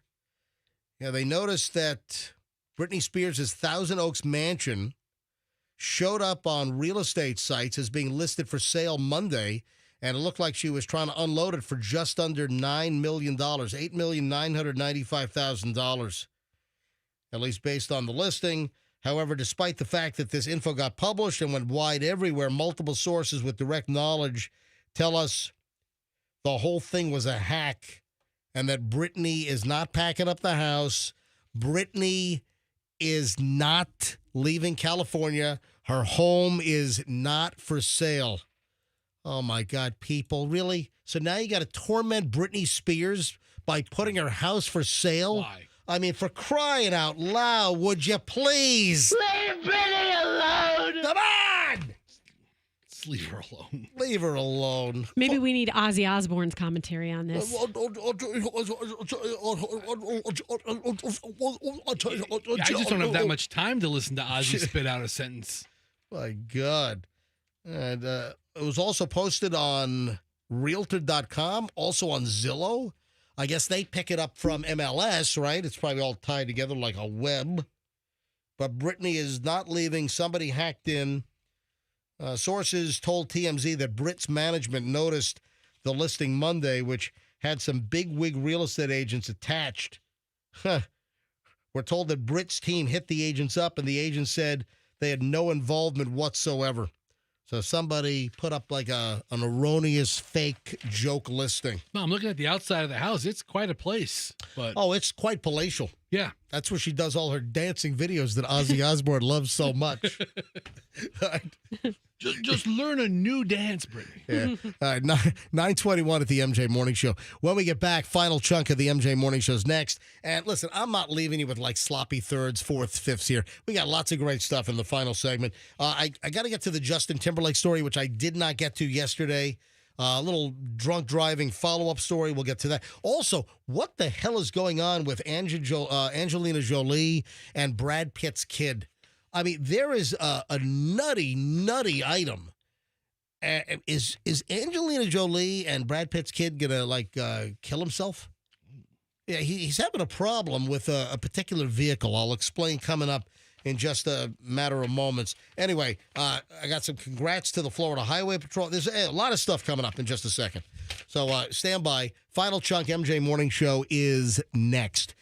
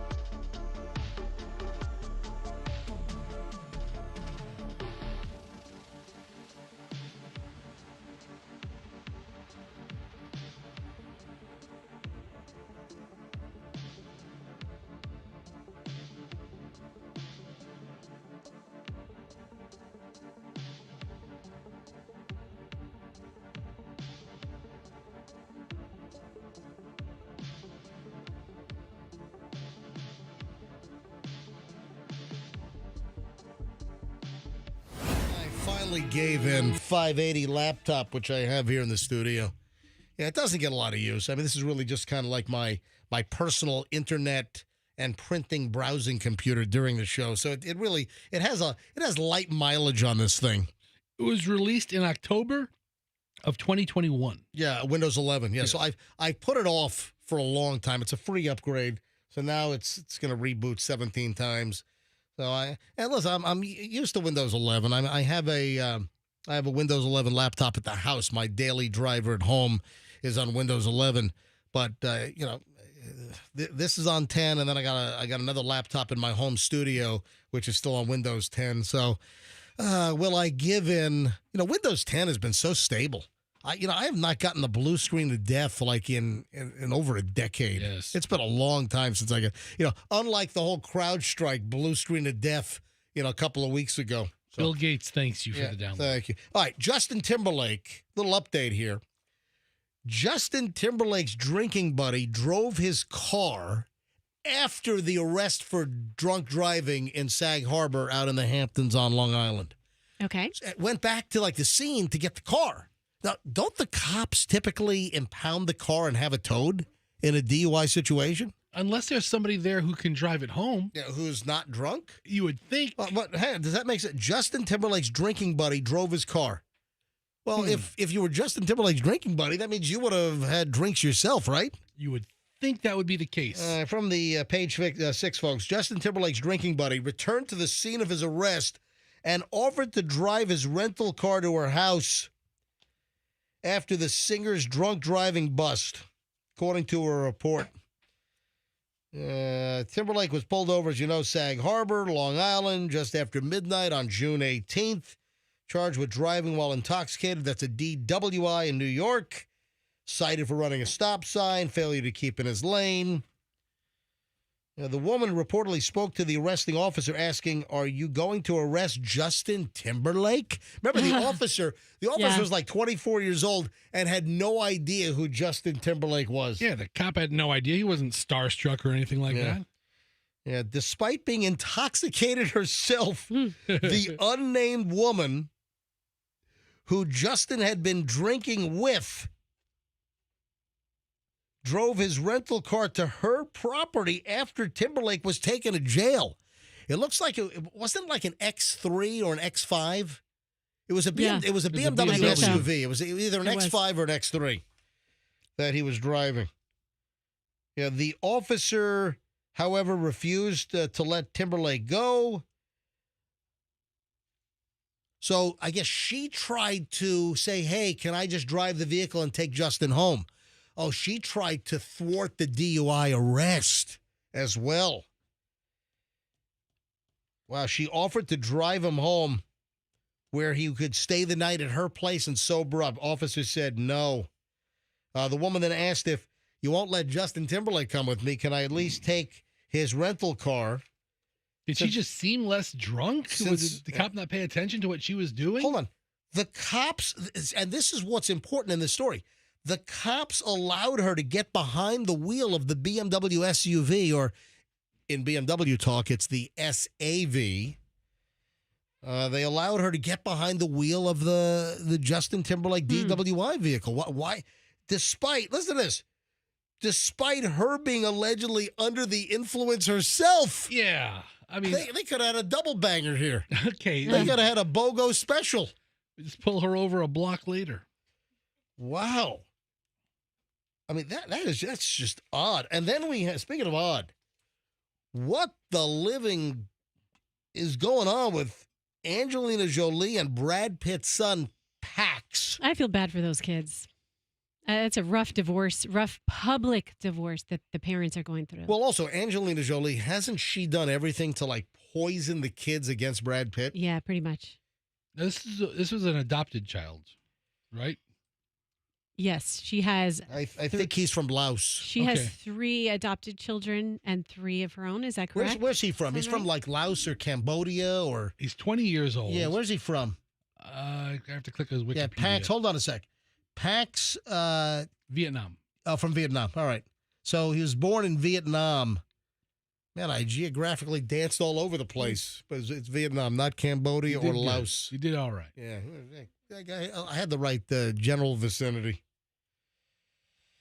Tell you what, I'd love some Vietnamese food right about now. I told you where to go, Rice and Spice. Yeah, give me a... Well, actually, I'm sorry, Laos was in my head. Vietnamese. Gosh, what is the place I go to on Hillsborough? There's a place on Hillsborough and by the Independence. Pho Quin. Have you been there? I have not. Watch your That mouth. is so good. So Pho Quin good? Yes, it was really good. You mean pho? Pho. P-H-O? Yeah. That's pho. Okay, well, it's called pho. That like doesn't make it sound any better. Yeah. Pho Quin doesn't sound any better at all. No. I'll tell you what, if you're looking for a great Vietnamese sandwich, if you're up in New York, there is an what are you saying, Andrew? Which one of us is headed to New York right now? Listen, I'm not talking to you guys. I'm talking to our listeners. Yeah, I mean, all the listeners who are headed to New York right now. Listen, we have tons of listeners that take a trip up to New York occasionally. Yeah, like 4. What are you talking about? Go ahead, let's talk about restaurants. If you're looking for a killer banh mi Vietnamese sandwich, yes, you want to go to the Saigon Vietnamese Sandwich Deli on Broome Street in Soho. It's fantastic. Michelle and I, we try every time we're in New York. We try to go to the Saigon Vietnamese Sandwich Deli. Remember, it's on Broome, Broome. Okay, I'll remember. Yeah, Broome, and they have a killer. Get the number 1. Get the house special, number 1. That's Thank easy. you. Yeah, Thank you, I do it without cilantro because I hate cilantro. But I get some spice on it, and man, the French bread, it's just phenomenal. Restaurant talk from 10 states away. We should get a jingle made. We should get a jingle made. Restaurant talk from 10 states away. What I'm more interested in What kind is of wise ass are you? Restaurant talk from 10 states away. Hey, at least it's in the same time It's got a ring to it. Can I get back to Angelina Jolie Yes. and Brad Pitt's kid? Please, Both except states for are on one, the Atlantic. one quick question. Yeah. Are you part of the IHateCilantro.com club, the anti-cilantro community, because it exists? I'm not a registered member, but I don't like cilantro. Well, you and throngs of people, because I possess the gene of people that do not like the taste of cilantro. Does it taste like soap to you? Tastes like dirty water. I don't know if it tastes like soap. That's a description that it tastes like soapy water. To me, it tastes like just dirty water. It's just I hate the taste of cilantro. See, I love it. Yeah, like I said, when I go to a Mexican restaurant, I bring tweezers so I can pick the cilantro out of the salsa. It's a gene thing. My mom's the same way. She hates it. Anyway, here's the deal with Pax Jolie Pitt. He's been in multiple electric bike accidents. Pax? Yeah, he had a crash on Monday, and prior to his dangerous crash on one of these electric bikes, he's been in multiple crashes, and he almost never wears a helmet. At some point, do you say, Pax, you're not that great at riding your electric bike? This isn't you don't have a talent for it? This isn't your thing. Riding a bike isn't your jam, son. Yeah, his friends are concerned about him. He's reckless. We're told that Brad Pitt and Angelina Jolie's 20-year-old son has been consistent about never wearing a helmet on the vehicle despite his really poor riding history. You know, he's got one of those bikes with like you see, and you know, I see some of these folks in my neighborhood, and it's like they're pedaling this little dainty pedaling while the bike is doing 99.99% of the load. Because it's an electric bike, and they're like moving the pedals like they think they're exercising. They think they're burning calories. No. And they're freaking fooling themselves. When it's in that mode, pedaling is just a voluntary response. It's not doing anything. There's a dude in my neighborhood. He appears to be late teens, early 20s. No helmet.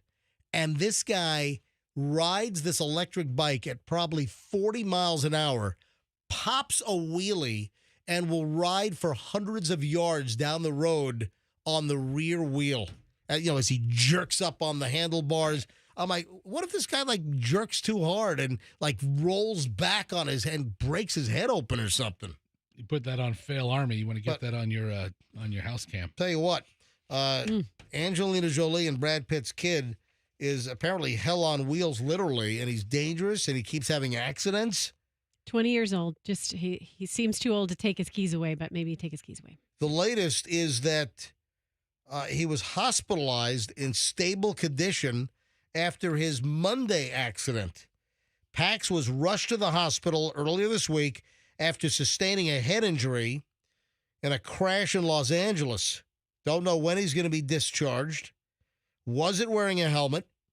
Driving down Los Feliz Boulevard around 5 p.m. Pacific when he crashed into the back of a car. Yeah, this guy's not good at this bike thing. Sorry. You're not paying attention, just drive into the back of a car? Or you're looking to change lanes and you look for a really long time. Like, I wonder nobody's coming. I wonder what hurt more. Brad Pitt's son crashing into the back of a car in Los Angeles, or did it hurt more when Brad Pitt picked up that can of dog food and flung it at the Manson gang member inside the home in Once Upon a Time in Hollywood? What a great movie that is. Such a good movie. I mean, just the whole reimagining of the Manson story. The whole reimagination of that was just brilliant. It was beautiful. The outline, but just changing all the facts and details of the actual, the Manson, yes. The texts and, I mean, just Squeaky. And I mean, it's just a... That's a big fan, too. Just master. That's a great movie. Once Upon a Time in Hollywood. I'm thinking it might be a toss-up. Getting clocked in the head with a can of dog food. Yeah, maybe. That was a nice wind-up that Brad Pitt had. Oh, yeah. Yeah, he had some stunt man qualities there. Anyway, so listen, I hope that Pax doesn't have permanent brain damage. For sure. Yeah. But they put a helmet on the kid, or how about getting him off these electric bikes? He doesn't seem to be doing very well because he's had multiple crashes. Can they not afford a car? You know what? He'll stop riding when he kills himself. How about that? That would be true. That's a good adage. Hey, Christina Applegate, who has MS. And I love Christina Applegate. I mean, she's Christina Applegate. What was that series she did? They did like Dead to Me. No, Dead to Me, right? That was really good. It was on Netflix. Yes. Dead to Me. And season 1 was great. Then Linda Cardellini was in it with her. Season 2, but didn't they have to kind of rush? She was kind of getting into bad shape for season 3, I think. I think so. And I feel so badly for hopefully, there's a lot of MS medications that are out there, but it's my understanding it doesn't reverse. It'll stop progression. Yeah. And, she's a talented woman. She's likable. The reason why I bring her up is she revealed that she only had 1 plastic surgery in her life. And it was after a producer's comment. Was it like on her nose? Yep. She was on the... Was it? Hang on a minute. I just guessed. No. She was on the Jamie Lynn Sigler podcast. And also, Jamie Lynn Sigler from Sopranos, she's also afflicted with MS. I mean, I feel bad for both of these young women. And Christina Applegate said that at one point, a producer pointed out the bags under her eyes were so big, and that caused her to get plastic surgery to reduce the bags under her eyes. Is that It's kind of a rough thing for a producer to say. Oh, my. I'm sure they've said worse. Yeah, the bags under your eyes are so big. I'll tell you what, the bags under my eyes, that's my look. Yeah, why don't you put a Louis Vuitton logo on those bags under your eyes? That's my trademark, my baggy eyes. That's what Christina Applegate said. She said Louis Vuitton bags under my dad's eyes. It's our thing. It runs in our family. Anyway. And then Nora O'Donnell. Do you see she's quitting the CBS Evening News? That's a big loss. I think she's pretty good. Yeah, she's solid. Michelle likes watching Nora O'Donnell, but apparently Michelle's only one of the few in the country. No, it's like, listen, ABC News with David Muir, ABC World News Tonight. That one has the highest. I think they average about 7 million a night. And then you have NBC, which is like high 5s, low 6s, if I'm not mistaken. You know what? I'm sorry. I think ABC World News Tonight is in like the mid 6s. NBC Nightly News is like down in the 5 million. And then CBS Evening News is down in I think the high 3s or 4s. So it's just been perennial third place. But it's a good newscast. But David Muir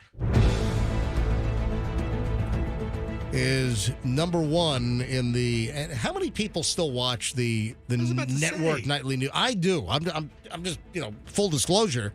I still a lot of times I'll watch all 3 of them because I have them TiVoed and I can blow through each one and just kind of see what the national stories are and what they're doing, what they find important. So I might be one of the few, but I on any given night I typically will watch a little bit of ABC World News Tonight, Lester Holt on NBC Nightly News, and then Nora O'Donnell is going to step down from the CBS Evening News right after the election in November. From MJ Worldwide Studios in St. Petersburg, this is the end of the MJ Morning Show for a Wednesday. So hopefully we did a reasonable job. Anything else, guys, before we get out of here? No. That is it. Chloe thought that Hudson was hysterical today. Yeah, Hudson, great job, honey. Hudson, thanks for coming in. Welcome. Hudson, will you come on middays with me? Yeah. You do a little midday with me? Okay. Yeah, why don't you talk up Come On, Eileen? You got 49 seconds, I think. Got a big intro on that thing. I think I got a lot of stuff for tomorrow. Oh, I didn't get to the Florida Highway Patrol item. Yeah, congratulations to the office, or the troopers. So for the second year in a row, it turns out that the Florida Highway Patrol has been voted America's best-looking police cruiser. Most state trooper vehicles are awful. Yeah, this is really awful. This is done by the American Association of State Troopers, and the Florida Highway Patrol has won it now for 2 years in a row. It looks like, what is that, a Dodge Challenger, right? Yeah. It's not the Charger. It's a Dodge Challenger in the FHP, the tan and black, and it's not a slick top. And then they have a rocket launch right behind. So they set up the car with Cape Canaveral in the background, and they actually took the picture of the cruiser right as a rocket launch was happening from Cape Canaveral. That's pretty awesome. Yeah, so congratulations to the FHP. I'll give you a wave when I see you on the Howard Franklin on the way home today. Yes. Yeah, Yes, the Andrew. previous submission, it was a large Florida gator in front of the car. That one last year. A big alligator right in front of the car? Yeah, that's right. I remember that. Last year was a gator. This year was a rocket That's launch. great. All right, folks, 9:48 at the MJ Morning Show. Have a fantastic day, and we'll see you back here tomorrow on the MJ Morning Show on Q105, and let's be careful out there.